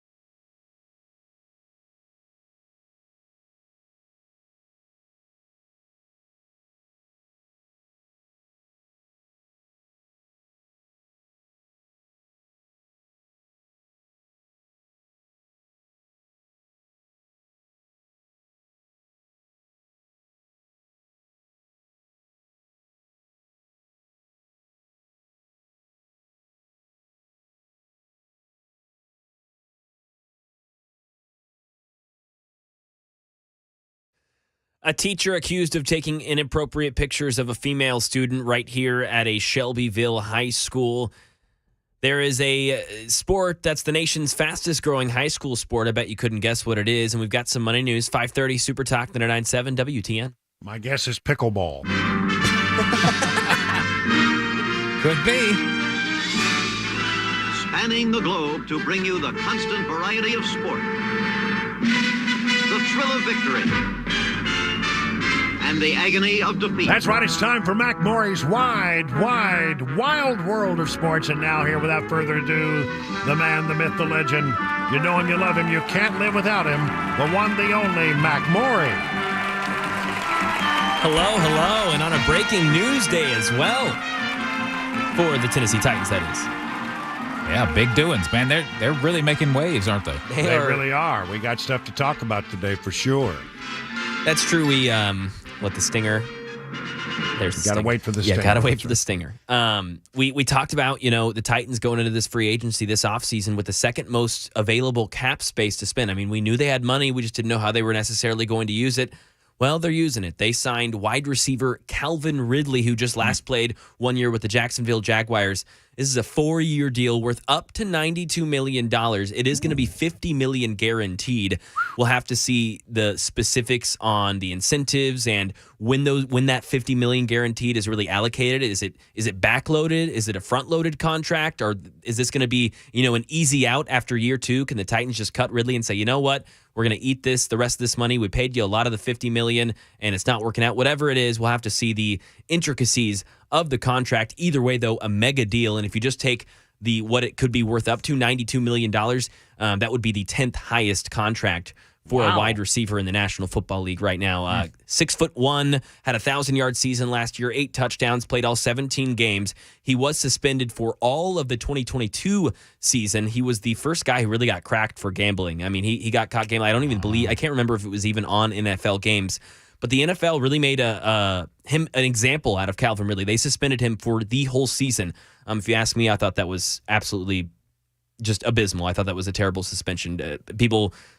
There's domestic abusers that get suspended for a month, and you gamble on one game and you get suspended for a whole season. But either way, we don't need to go into the inconsistencies of the NFL and their regulations. But this is a mega deal, and this is obviously Brian Callahan saying we are going to pass the football. I played some clips of my Behind the Box Score podcast when I had Rhett Bryan of Titans Radio on, and he was saying, I want to go after Joe Alt in the draft. That's the left tackle coming out of Notre Dame. Well, they got their wide receiver through free agency. This really points to getting that left tackle, Joe Alt, with the 7th overall pick. This is all signs point towards Joe Alt in the draft in a month. And this is exciting. You have 2 wideouts now, Calvin Ridley and DeAndre Hopkins. You've got Tony Pollard in the backfield, that rookie Tajay Spears, who will be a second-year running back. Starting to build this offense. There's some real playmakers. Man, I'm getting sort of pumped here. I'm really anxious to see what this new coach and his new vision for the Titans is going to bring forward. I am too. I think Calvin Ridley was misused last year on Jacksonville. He's more of a deep threat. I thought they tried to use him in a lot of intermediate, short game stuff. This is a 6'1" guy who can fly and has got great hands, really good sideline awareness. He can win at the point of attack. So I think he was misutilized. If I was in the middle of a rebuild like the Titans are, paying 2 wide receivers who are in their 30s a lot of money isn't my top priority. It isn't my favorite thing. But you can't say Ridley lacks talent or skill. They're bringing good players onto this football team, maybe for more money than I would spend. But having a lack of talent is much worse than maybe having talent for a little too much money.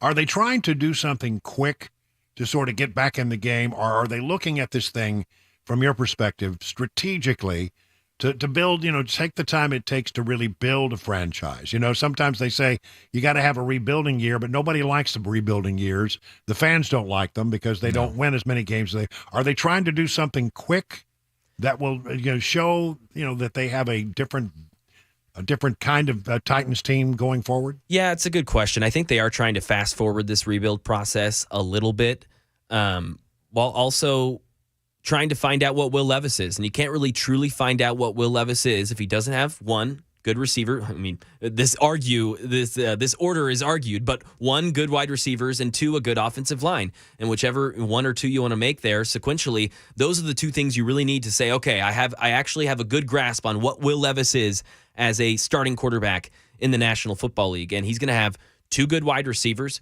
2 good running backs. Right. Next is, can you get this offensive line in order? They signed a good center. They paid him a lot of money, Lloyd Cushenberry from Houston, and they're going to, I would presume they'll go get the best left tackle in the draft, 6'8" Joe Alt out of Notre Dame, and you're really starting to build something. I think this is fast-forwarding the process. I also think there was just a huge void of talent in this roster, Brian, and they're saying, you know what, let's get some good players. We've got money. Let's get some good players. Right. If it means we win and have a chance in the playoffs and a chance in the division, great, but we are not going to go into this season with a completely untalented, incompetent roster. Well, answer this one, that sort of stupid question probably, but do they have a really realistic chance of getting Alt? Yes, absolutely, yes. The way it's falling? The way this is falling right now is, I mean, you got to think, so the Patriots were the one team that was going after Ridley. It was like Patriots, I can't remember the other team, but the Titans were a dark horse, and then boom, they just swooped in and stole him. They paid him more money. So the Patriots are sitting there, well, dang, that was kind of our plan. So they're sitting there with a 3rd overall pick. They're probably going to take a wide receiver. Mm-hmm. There's at least 1 quarterback that'll be taken. And those other two guys, I can't remember the teams off the top of my head, aren't probably going to take tackle. They're probably going to go in a different direction. That leaves the Titans silver platter right here falling to them. Really quickly, we're got to go, but the Titans also brought back their kicker, Nick Folk. He only missed 1 field goal on 30 tries last season. That's a solid move. It's a great signing. And backup quarterback, that was a question for the Titans. They bring in Mason Rudolph from the Pittsburgh Steelers on a 1-year deal. He had a really good last 6 weeks of the seasons for the Steelers, starting under center for them. So on a cheap deal. So, yeah, 2 deals that I really like there as well. All right, a lot to cover there. It's time to go down to the news, though. Here's the news with Mac Morey.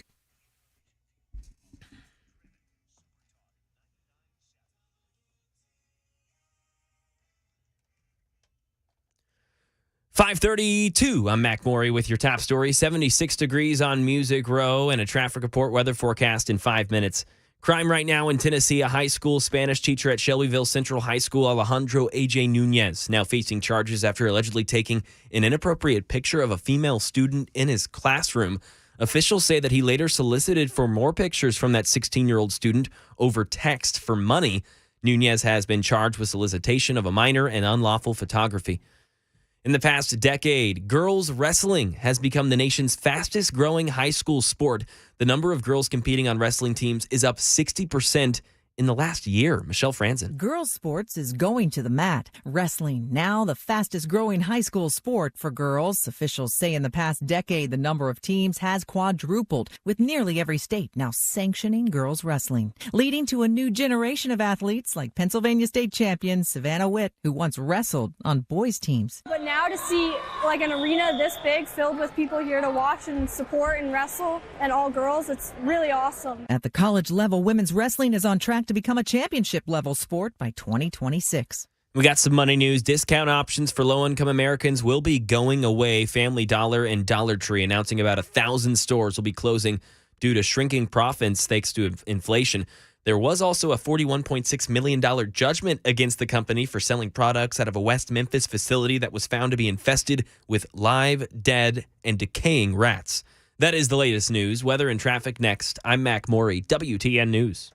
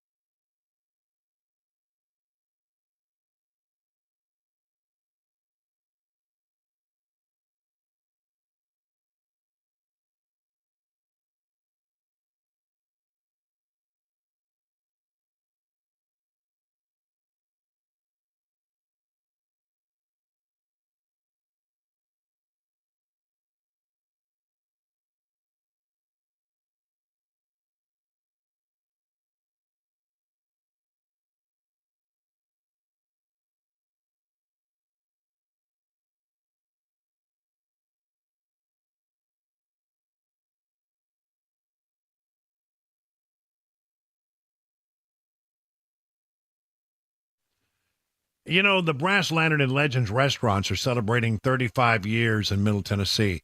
And owner Johnny Fleeman wants me to thank you for the continued support you have for his restaurants, but also to share with you some of the things that they are doing right now. This is the menu that is available. And here's the whole thing. It's good food at a very reasonable price. And that's what you want, right? Fresh breaded chicken fingers on Monday, $8.99. Tuesdays, prime rib and a side for $18.99. It's Wednesday, so this is 6-ounce choice sirloin day with a side for only $8.99. Thursday is hamburger steak day. And on Sundays, they feature 3 pasta dinners, each at $9.99. For over 35 years, the Brass Lantern and Legends restaurants have given you authentic, made-from-scratch, delicious recipes at affordable prices. So you want to make sure you get by and take advantage of this. Maybe on the way home tonight. Don't forget your daily lunch specials also, starting at $6.99. Again, reasonable price, good food. And don't forget to pick up some of those delicious Johnny Fleeman products at your local grocery store. You're going to love your next visit to a Brass Lantern or Legends restaurant nearest you.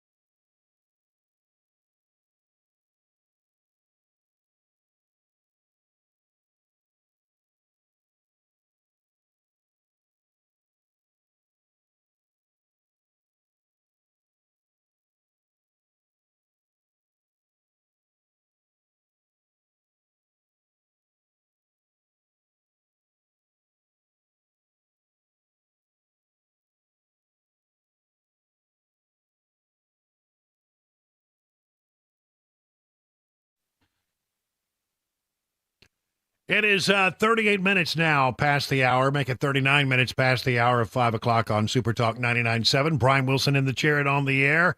Why, there was a weird one in Washington this morning, and I got to tell you, I like to come to you and I say, this is what I think about this, and this is what I think about that. But I'm torn on this one, I'll be honest with you.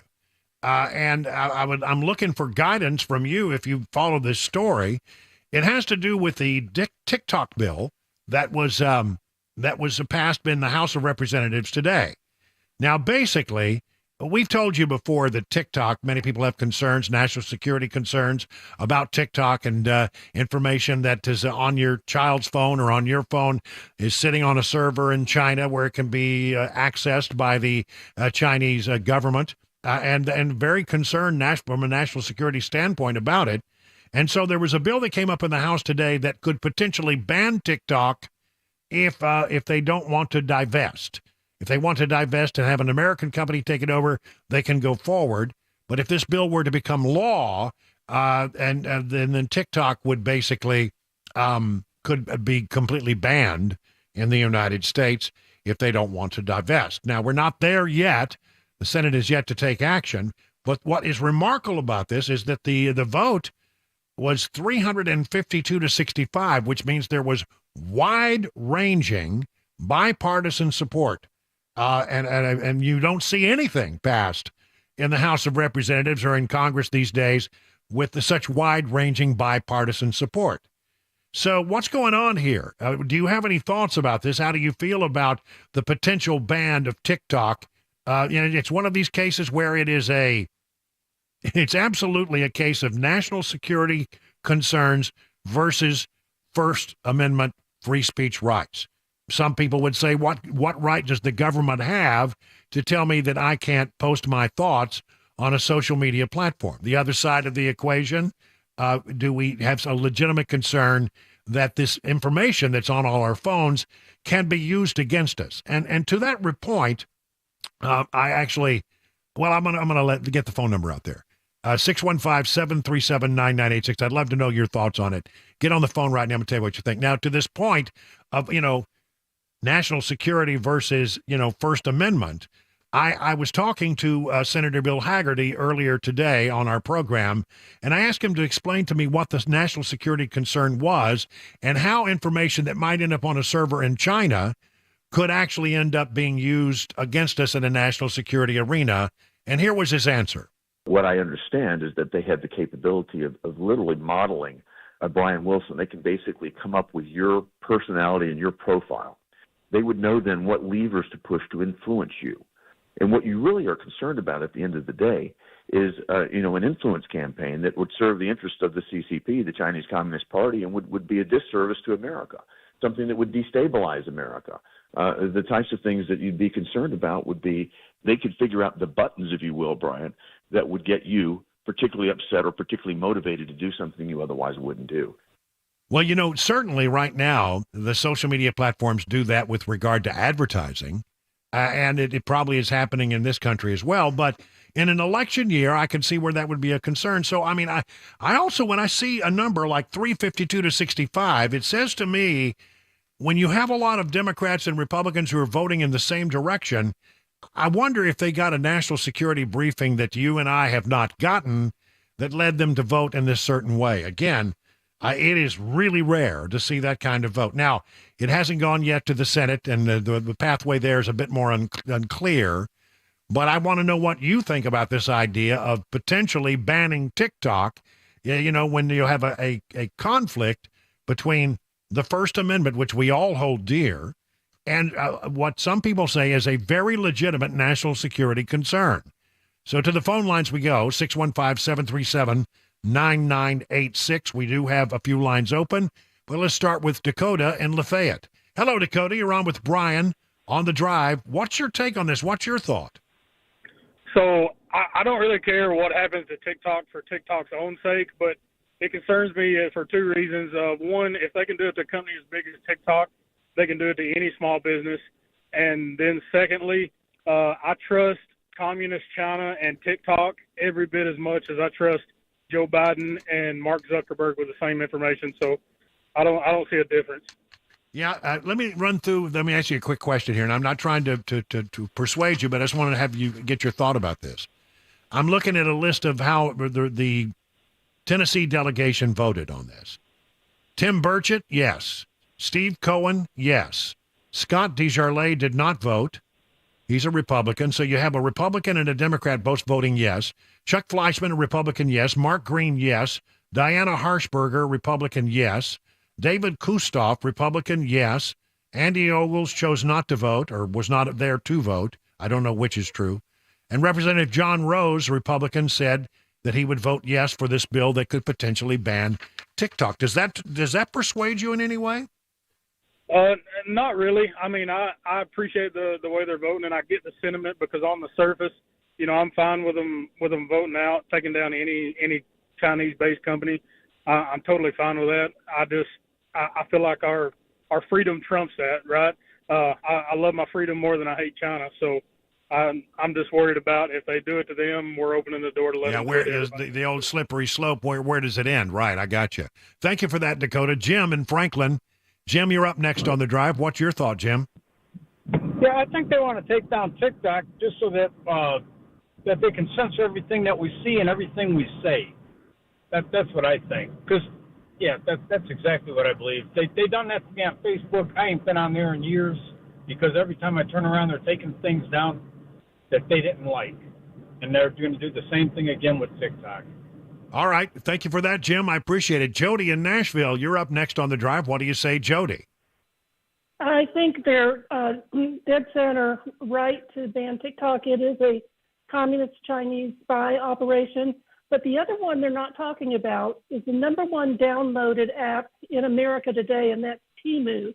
It's I don't know if you're familiar with it, but it's an app that sells clothes and shoes and what have you. And it sells these things at way below market value. There's no way they're making a profit. And it's well documented that Temu is also a Chinese communist spy operation. And if you have it on your phone, you need to remove it. I ordered something on Temu on my phone, and it automatically downloaded the app, and then it starts taking all your data and sending it to China. So that's something else they need to be talking about. But I also want to comment on Bill Haggerty. He is dead center on target going after the census. The census has it's another Democrat-controlled bureaucracy. They have repeatedly overcounted blue states and undercounted red states. And the red states, especially down in the Southeast, they need to take up a lawsuit. Fair enough, Jody, and we have talked about that earlier in the show, but I want to try to stay on topic. But thank you so much for the call. Greatly appreciated.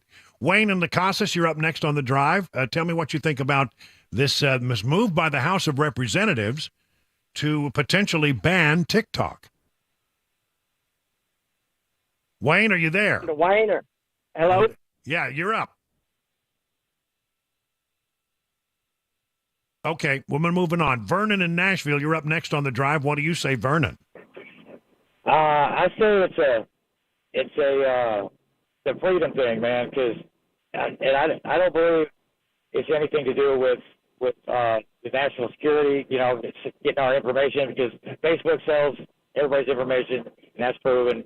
And call me conspiracy theorist or whatever, but it's about control. And I tell you what, I've learned more stuff on what's going on around the world on TikTok than on any news at all the news channels combined. Yeah, let me explore that with you, Vernon. And I'm not trying to dissuade you to one point or the other, but I want to just say, are you saying basically that you just don't have any trust in government at all? Basically, do you? At this point in time, I really don't. Yeah, and I know, and there are a lot of people.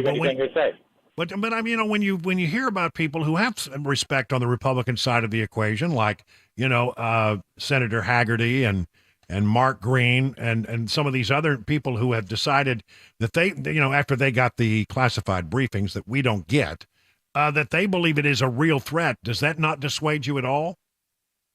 Not really, because at this point in time, it'd be, they already got what they want anyway. I mean, them little fellas are pretty sneaky. Either way, All right.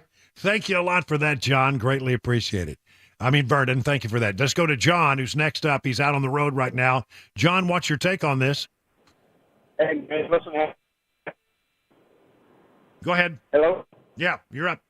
Hey, I just wanted to say, as far as banning TikTok or having an American company buy it up, I'm all for that if it's just that.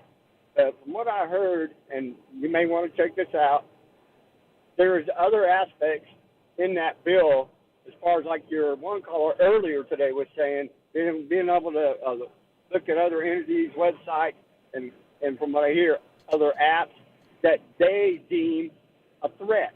Okay, number one for me, who's they and who do you deem a threat? Like conservative talk shows such as yours or websites or you know what I'm saying? That's where I'm at with that. But I just want to put that out there. So all right, John. I appreciate it. Thank you so much for that. Greatly appreciate it. We got time. Let's try to get Chris in Clarksville up very quickly. Chris, we just have a few moments left in this hour or in this segment. So what's your thought? My thought is go ahead and ban it. I mean, if we already know it's the backing is from China, then just let it go.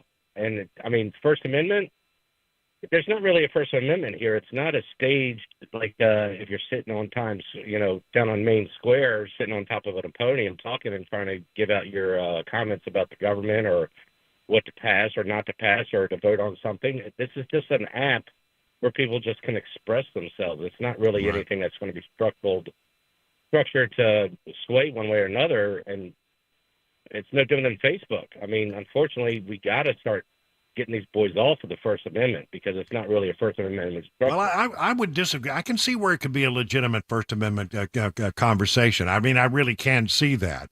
And look, here's where I'm at. The way I'm sort of falling on it is, I would rather that we as Americans make this decision on our own. But if there is a legitimate national security concern, I don't think that they have come far enough to explain to us how it really impacts us and how things can be used against us and why they are so deeply worried about the Chinese Communist Party having the information on your kid's phone sitting on a server in China. I mean, I can understand. I don't really want that to happen, but that's what's happening, we're told. So tell me, what is the real national security concern? Help us make a good decision. And I think Americans will make the right decision if we have all the information. But for some reason, I feel like there's part of this story that they're not sharing with us. And I think that may have to be for national security reasons. I want to know more. 52 minutes now past the hour of 5 o'clock on Super Talk.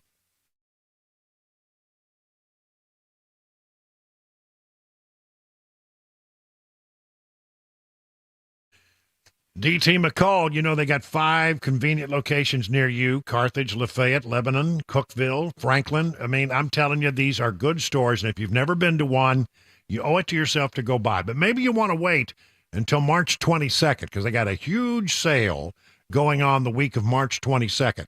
That's just a few days away. And you're going to be able to get those things you need for your house: appliances, furniture, bedroom suites. Oh, man, and you just name it.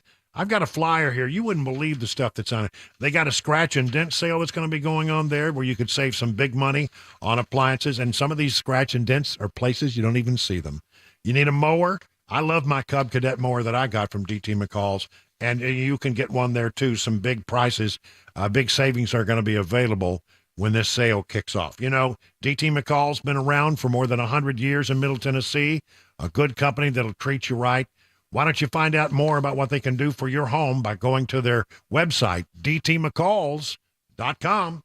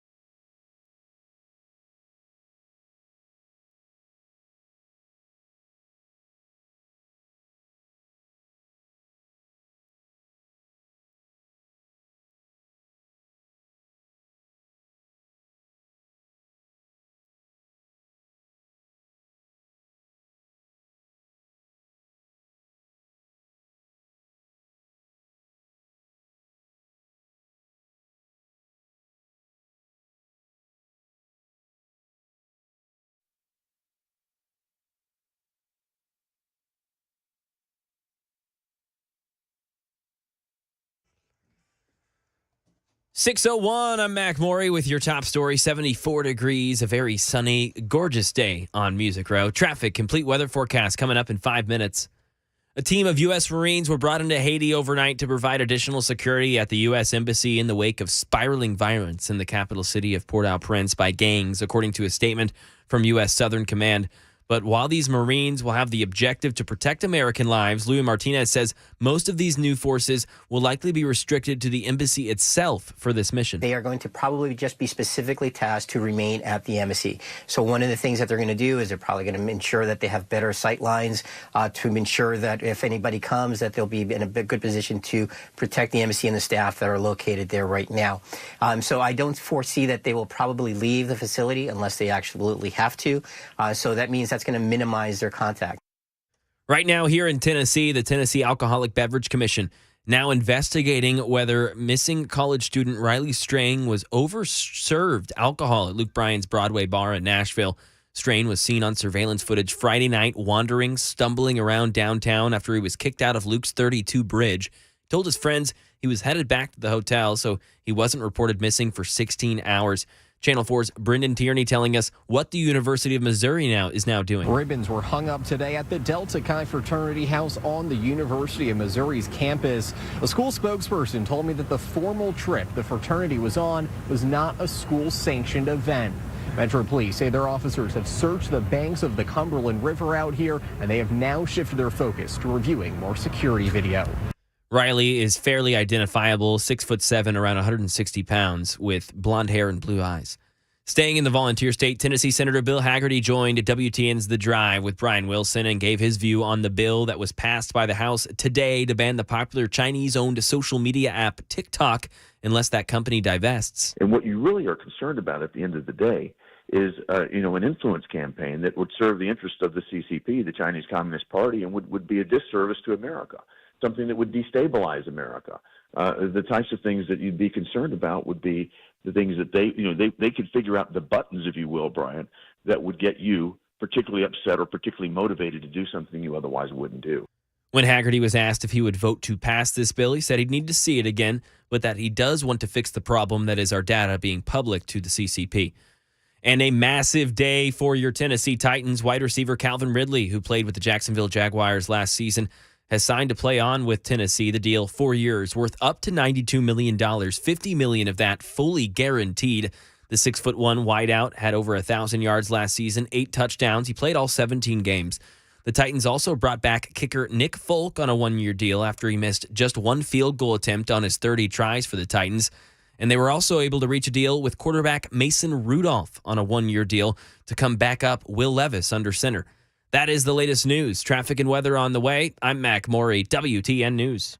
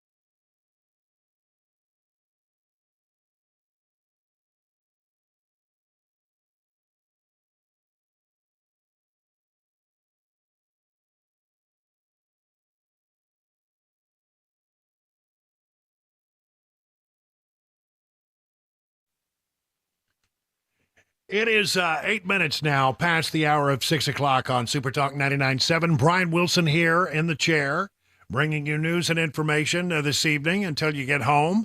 And then you can go in and spend some time with family. We still have sun. We have daylight left. Daylight left to burn. Yeah, I got sunshine, man. Looks nice. This is nice. And it's still, by the way, an unbelievably pleasant 74 degrees. Yep.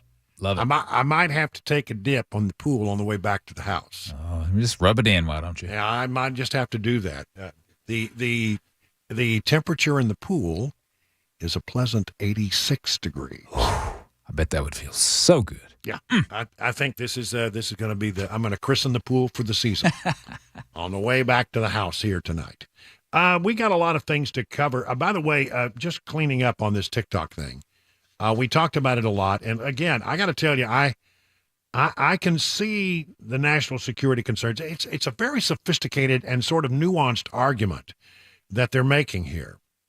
And let me say this: if your child is on TikTok right now, then you need to understand that the entire contents of your child's phone are basically available for perusing on a server in the inside communist China right now. It's there, it's on a server, and the Communist Chinese Party has access to it. That's the way it works there. You say, okay, well, my kid's not, a national security threat. Well, okay, let's say that, you're that kid's dad and you work, in a very sensitive job, right? Guess what is on that phone that your kid has? Your phone number and your email address and a bunch of information that they can use to profile you. And then the other thing that I worry about is okay, let's say during the coming election, the Chinese decide, for example, which candidate they think would best serve them.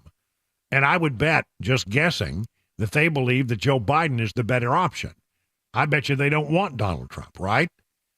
So they start pumping information through TikTok that changes the minds of young voters in a huge way. Right now, young voters are sort of disenchanted with the Biden administration. But if they start getting a lot of information that sort of wears them down to take a different approach or a different viewpoint of certain things, then that could have an impact on our election. And I think there's a problem there with that. I do think that, that there are some legitimate national security concerns here. Now, look, I know that many people within the sound of my voice, they go, government is trying to shut us down. They don't want us to do anything. I don't trust government. And when they try to take something away from us, I get very suspicious. And I do too. And I understand that. But what is remarkable about this whole TikTok thing that has caught my attention, and I think is so interesting, is that you have such a bipartisan number of people in the House and Senate who are willing to say, we got to do something about this. Now, do they know something because of the top secret clearances? The top secret briefings that they're given? Members of Congress are afforded briefings, and the Biden administration says they would like this bill to move forward in the Senate. It's not clear whether it will move forward in the Senate anytime soon, or it may take a little more longer for it to go through. But this thing came out of the House of Representatives with a very, very bipartisan vote, and you just don't see that very often. So when I see things like that, it says to me they have heard something in those briefings that has not been shared with you and me. So I guess where I'm at, we still have some time to look at this thing to see what the Senate is going to do. I think that it's upon the people who want to see TikTok ban, if that's truly and you have what you think is a very solid case, you need to be a bit more, you need to show a bit more leg, if you will. You need to tell us more about why you feel so passionately about it.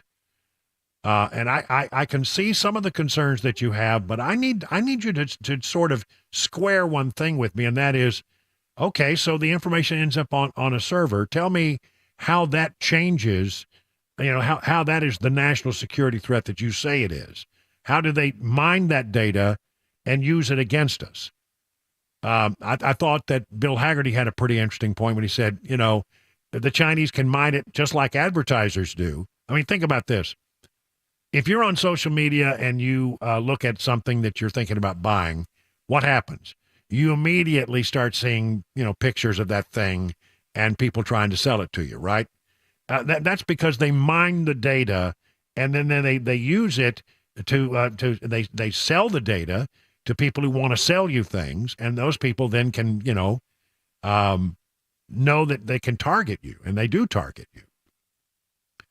Same thing could be done by the Chinese Communist Party. What if they want to put forth a thought that they want that's favorable to the CCP, and they want to put it on social media and shove it down your throats, and they know just exactly how to sell that to you because they have mined your personal data.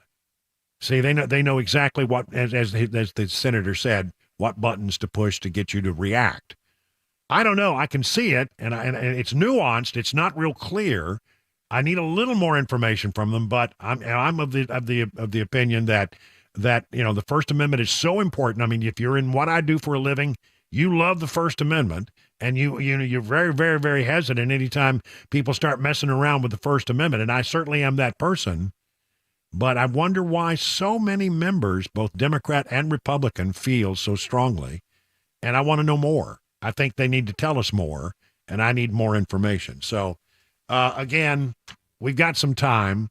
It's not imminent, and no matter what the young people, the fears they have, it's not imminent. Still got to go through the Senate, and there's some question about whether or not Chuck Schumer even wants to consider the matter. Isn't it interesting, though? Donald Trump, when he was president, didn't like it for those very reasons, national security concerns.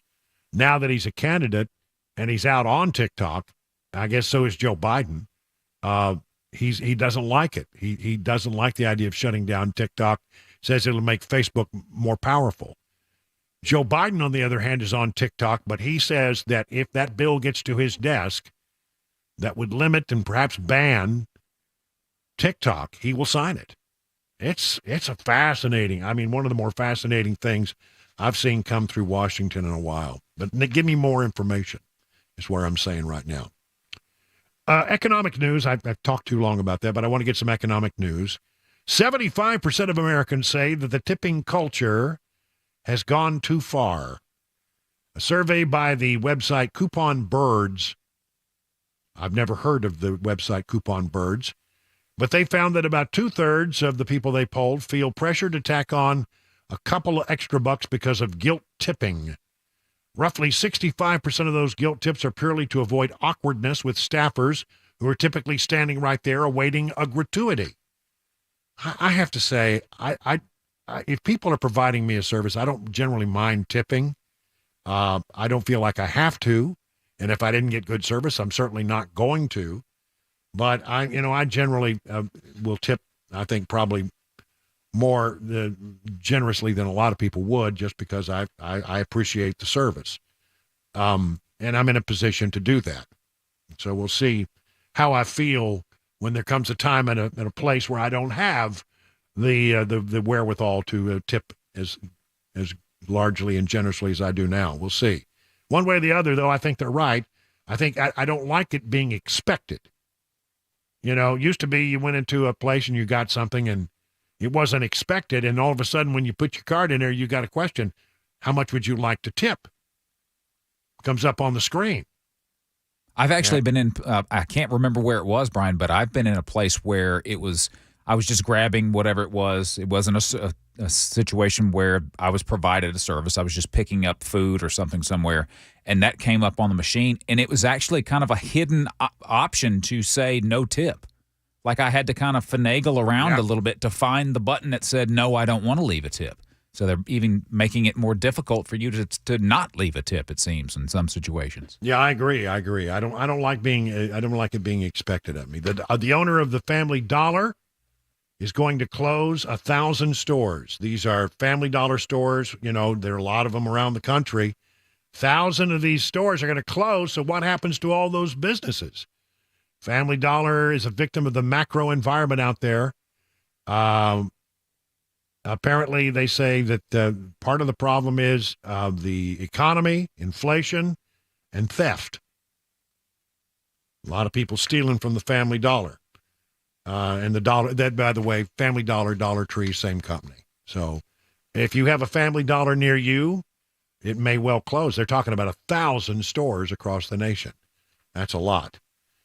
We talk often on this program about EVs and how they, we don't like the idea that they're being shoved down our throats by the federal government, by the Biden administration. And this is a story that I found on CNBC today. The buzz around electric vehicles is wearing off. For years, the automotive industry has been in a state of EV euphoria, and they trotted out optimistic sales forecasts for electric models and announced ambitious targets for EV growth. It hasn't really developed like that. Now the hype is dwindling, and companies are again cheering consumer choice. According to automakers Ford and General Motors, Mercedes-Benz, Volkswagen, Jaguar, Land Rover, Aston Martin are scaling back or delaying their electric vehicle plans. Even U.S. EV leader Tesla, which has estimated to have accounted for 55% of EV sales in the country, is bracing for what may be a notably lower rate of growth. That came from Elon Musk himself. The broad return to more mixed offering of vehicles with lineups of gas-powered vehicles alongside hybrids and fully electric options still assumes that there will be at some point an all-electric future, but at a much slower pace of adoption than previously expected. I think honestly, what has happened is we've realized that EVs are good for some people, but a lot of people not so much. And if you're just using it to get back and forth to work and you have other options, if you need to make a longer trip, maybe it's a good fit for you. But, I got to tell you, the more you think about it, the hybrid really makes a lot of sense for a lot of people, doesn't it? I mean, you get the advantages of an electric vehicle, you get great gas mileage, but you never find yourself in a position where you're going to be unable to go anywhere, because as long as you have a little gas in that little tank that runs the little engine, that runs the generator, that runs your electric wheels, you're going to be able to get somewhere. And I think a lot of people are now looking at, well, I'm not ready for an electric vehicle, but I might be ready for a hybrid. 20 minutes now past the hour of 6 o'clock on Super Talk 99.7 WTN.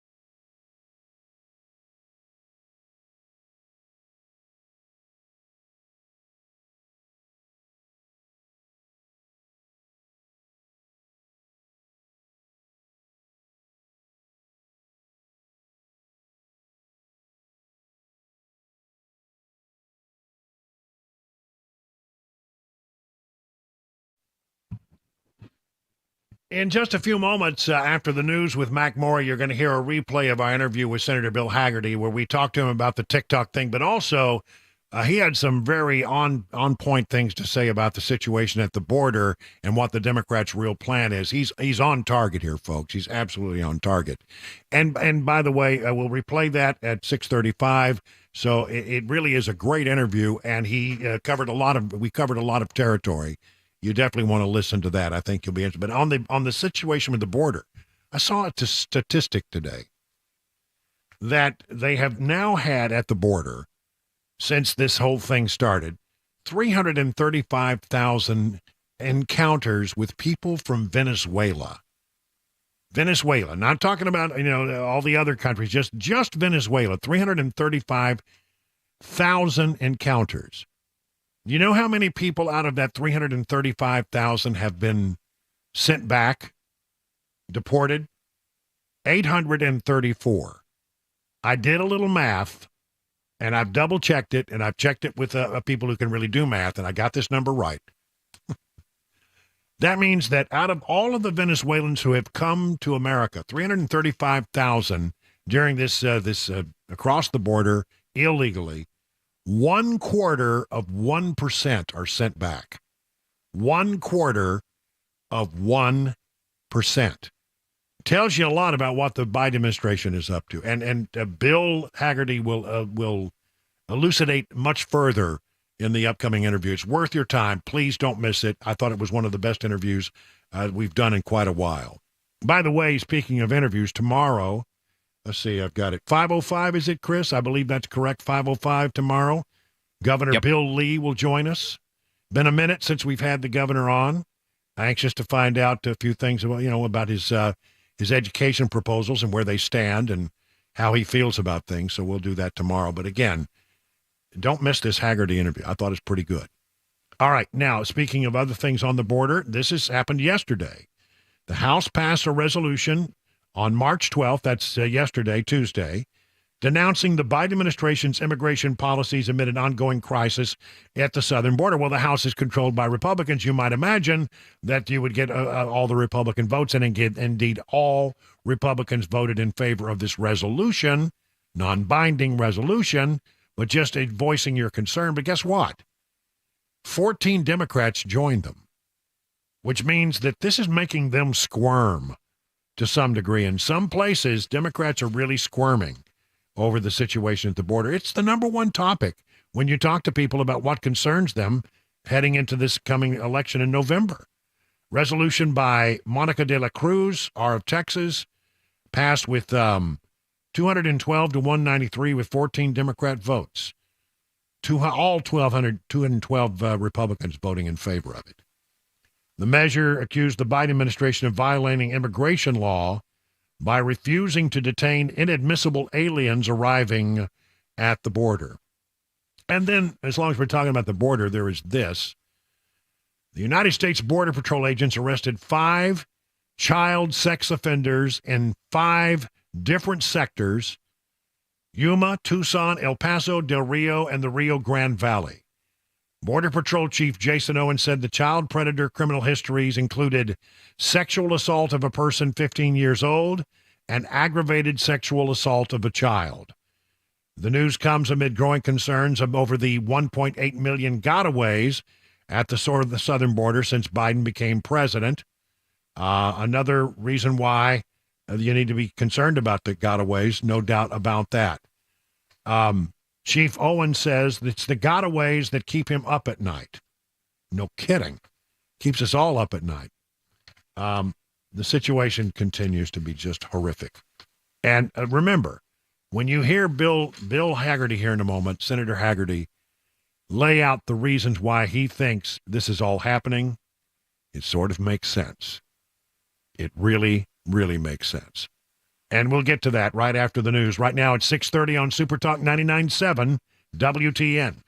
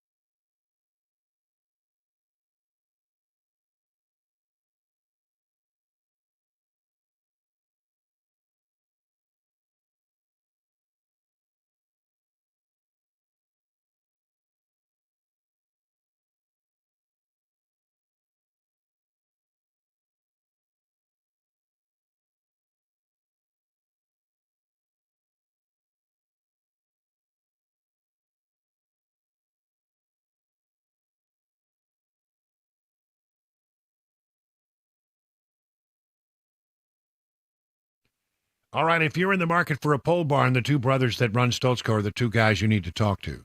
Exceptional quality, craftsmanship, and fair prices. They can build your new pole barn to your specifications with your needs in mind, and that's what you get when you deal with Stoltzko. That's the difference. You can use pole barns for all kinds of things. They're very, very adaptable. Classic tool or work barn, a garage, even a place to live. They combine the classic post-frame barn look with the reliability of modern materials and techniques to give you a finished barn that will stand the test of time. They don't scrimp on quality. They don't cut corners. They believe their customers deserve only the best. So why don't you go to their website, stoltzco.com, take a look at what they've done for other people. Then you're going to want to call them at 615-622-5992. Stoltzco, where quality workmanship and great customer service is affordable. Learn more at stoltzco.com. That's stoltzco.com.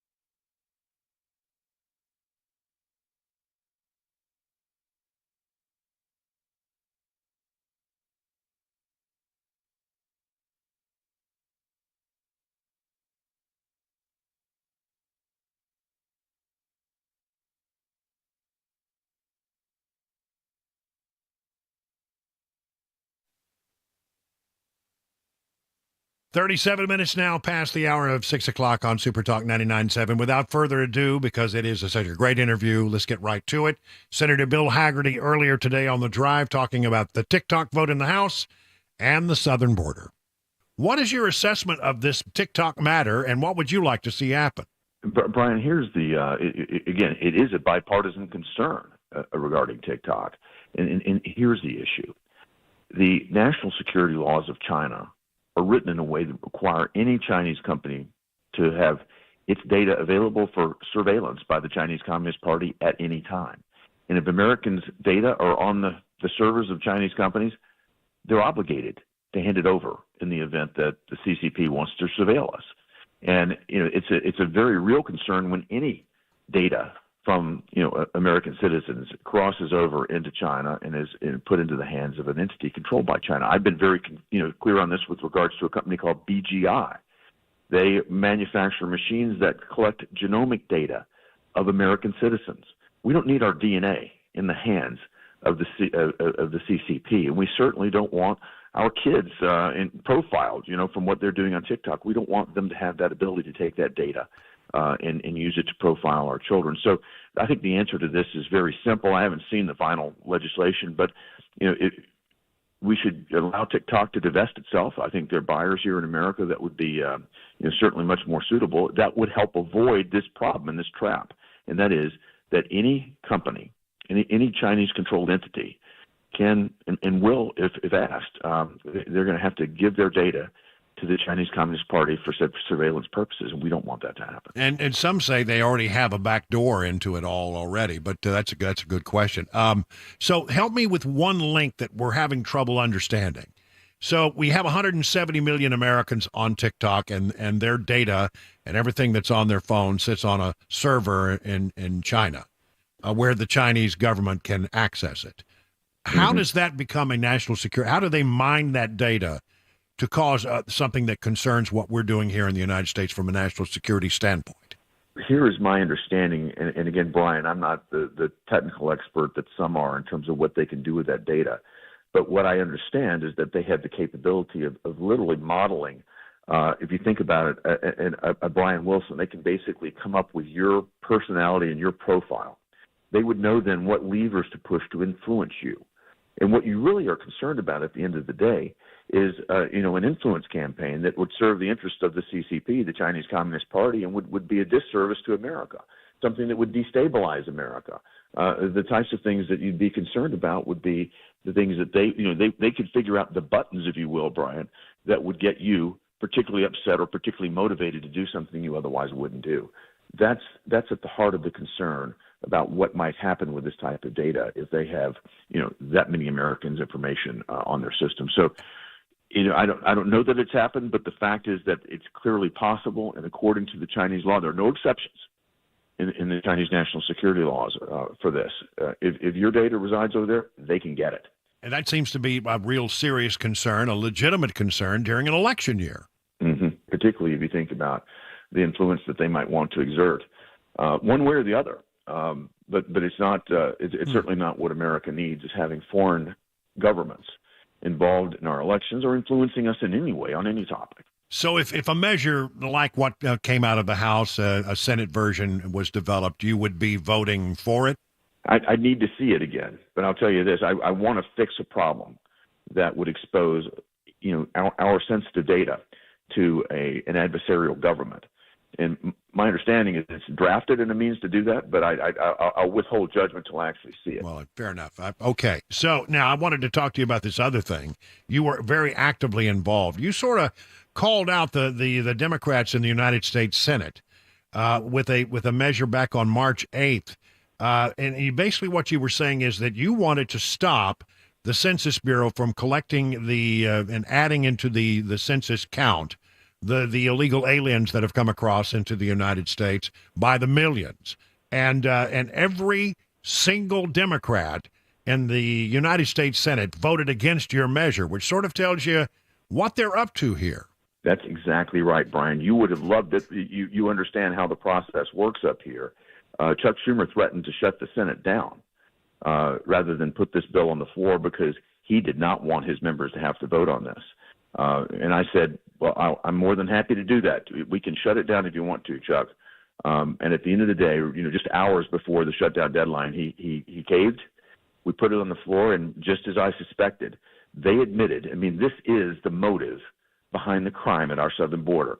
What they admitted was that they want to count illegal migrants in the apportionment of congressional seats and in the apportionment of electoral seats as well, electoral votes. What that means, if you look at the number of people just since Joe Biden has come into the country, people estimate it to be, upwards of 10 million people. That would be 13 congressional seats right there. If you look at all of the illegals that are in the country, you could be accounting for 25 to 30 congressional seats here in America, 25 to 30 electoral votes as well. That is about the clearest statement that they could have made. This is about power at the end of the day. The reason they've collapsed our border, exposed us in our children to fentanyl poisonings, the illegal human trafficking that's going on, that is absolutely horrible. I wouldn't be able to say on the radio what I've seen and heard down there at our southern border. They're willing to do all of this for one reason. It's about power, Brian. And if you look at where the people are leaving, people are fleeing blue states like New York, like Illinois, like California, that's exactly where they put the sanctuary cities to act like magnets. New York City, Chicago, LA, San Francisco, these are magnets to attract people that already broke the law coming into the country. And of course, they're going to go to places where the laws are not going to be enforced, where the immigration laws are not going to be enforced. That's what a sanctuary city is by definition. That's why the Democrats have created them. And they're doing it. I think they just, as you said, they just revealed the motive behind the crime when they all voted against me, and they voted to allow illegal migrants to be included in the counts for congressional districts and for electoral votes. Yep, that's a real concern because, I mean, actually the blue areas were losing people. They're moving to places like Texas and Tennessee and Florida and away from places like New York and Illinois and California. And it was working to our advantage in that way. But then all of a sudden we start sending people there. And I'm just wondering, are Republicans, and Governor Abbott down in Texas, I think he's got a tough job down there. But are we sort of shooting ourselves in the foot by sending so many people up there? Is that should we stop doing that? Well, I think we should stop letting these people come into the country at all. Yeah, obviously that's what we should do. But that certainly does go against the electoral vote count. But I think what Governor Abbott has done is he's put a ton of pressure on these big blue city mayors, and they are screaming and yelling at the White House right now because they can't take it. And I take that trade, if you will. What Governor Abbott is doing, I'm for it. I think he's making them feel the pain that he's been suffering there in Texas, and we just need to come out and address this. Take illegal immigrants out of the count. We don't allow people that are here visiting, on vacation. We don't allow diplomats to be counted for the purposes of allocating congressional districts. Why in the world should we allow illegal migrants, people who've broken the law, to get in here? I agree. Yeah, I think, boy, are you right, and good on you for calling them out. Let me ask you another border question. And this is about a story that I've seen reported in 3 or 4 places, but has really not gotten widespread coverage, of about 320,000 illegal immigrants that apparently, according to some documents that they got through a FOIA request, the Center for Immigration Studies says they were flying immigrants from outside of the country, like from places like Venezuela or Mexico or Central America, directly into the country. Now, by some counts, 320,000 people have been flown in by the Biden administration. Circumventing the border is at least what the reporting seems to suggest. Have you seen anything more on this? And if so, why aren't people raising hell about that? Well, we have. But what we're trying to do, again, is get information from the Biden administration, which has turned out to be impossible. Their view is that we should talk to the hand. They can't reveal any more information, they say, because it might somehow jeopardize the safety of those people that they've illegally brought into our country. It's just preposterous. It's Orwellian, the way this administration talks. And you remember Mayorkas saying the border is secure, there's no problem at the border, all this stuff, until they get to an election year, of course, then suddenly there is a problem and it's the Republicans' fault. But these flights, plural, many of them, they're basically just going in and pumping people across the border, and they're doing it this way to avoid those inconvenient photos that we've all seen, for example, down at Eagle Pass. They're doing everything they can to get people in here quietly and rapidly. And again, it goes back to the motive behind the crime, and that is they want them to be counted for the purposes of allocating congressional seats and electoral votes in the next census. Yeah, there's said to be some 46 cities that they've been flown into, and I'd love to know which cities they are, but I have a feeling you're right. Cities that would help them when it comes to the census count. You're probably right about that. All right, so I've noted that last night, Donald Trump clinched and is now the presumptive nominee. I know you talk from time to time to the former president and are very active in his reelection effort. Talk about what we have ahead of us and how are you feeling about the numbers? Because I'm cautiously optimistic at what I see thus far in some of these battleground states. I feel very good about the numbers right now. And I was just literally before this call, I was just talking with the campaign manager and deputy campaign manager for President Trump. The numbers in the battleground states look very good for us right now. And the numbers on the issues that people care about are extraordinarily good for us right now. And Joe Biden is doing more to drive that than anybody else, because Joe Biden is giving Americans every reason in the world to fire him. And all people have to do is ask themselves, was I better off 4 years ago than I am today? That simple question has been asked in the past to great effect, and I think you've got Donald Trump, who actually has a track record to point to. So it's a pretty convincing and pretty compelling story. And what you're seeing, and this is what I was fascinated in the numbers that I was just going over with the campaign team. What you're seeing is Donald Trump is making significant inroads with many subcategories of voters, with Hispanic Americans, with Black Americans. He's making significant progress in these areas. So the Democrats, what they call their coalition, I think is falling apart on them. It's very fragile to begin with. They go in and they splinter America. They try to divide us, and then somehow argue that everybody should be against, everybody should be against one another in America. Join their team. Well, they're not joining. They're leaving Team Biden in droves. And I think Donald Trump is clearly the beneficiary of this. He's got a very positive message to tell when he talks about what he's already delivered. And frankly, the challenges that we're facing right now, Brian, I think few people think that anybody but Trump can fix them. Fixing our border, making us strong as America again, and in the foreign policy arena, it's Donald Trump. Well, that's Bill Haggerty from earlier today, man. Talk about a wide-ranging and newsmaker interview that really broke a lot of news. And he's absolutely right about what the Democrats are doing. I've been saying for some time they want to change the demographics of this country forever. But he makes the larger point. They want electoral college votes, and they want more seats for Democrats in these and around these areas that are starting to lose them. Really powerful stuff. Reminder that tomorrow at 5:05 we will have our interview with Governor Bill Lee. We hope that you'll join us for that. It's been a minute or two since we've had the governor on. Looking forward to talking about a wide-ranging a bunch of topics, including his proposal to change education significantly, the way we do education in the state of Tennessee going forward. And I think that's we got to be a very interesting interview, and one that hopefully will make a little news. So, again, join us at 5:05 tomorrow right here on The Drive for our interview with Governor Bill Lee. It is now 50 minutes past the hour of 6 o'clock on Super Talk 99.7.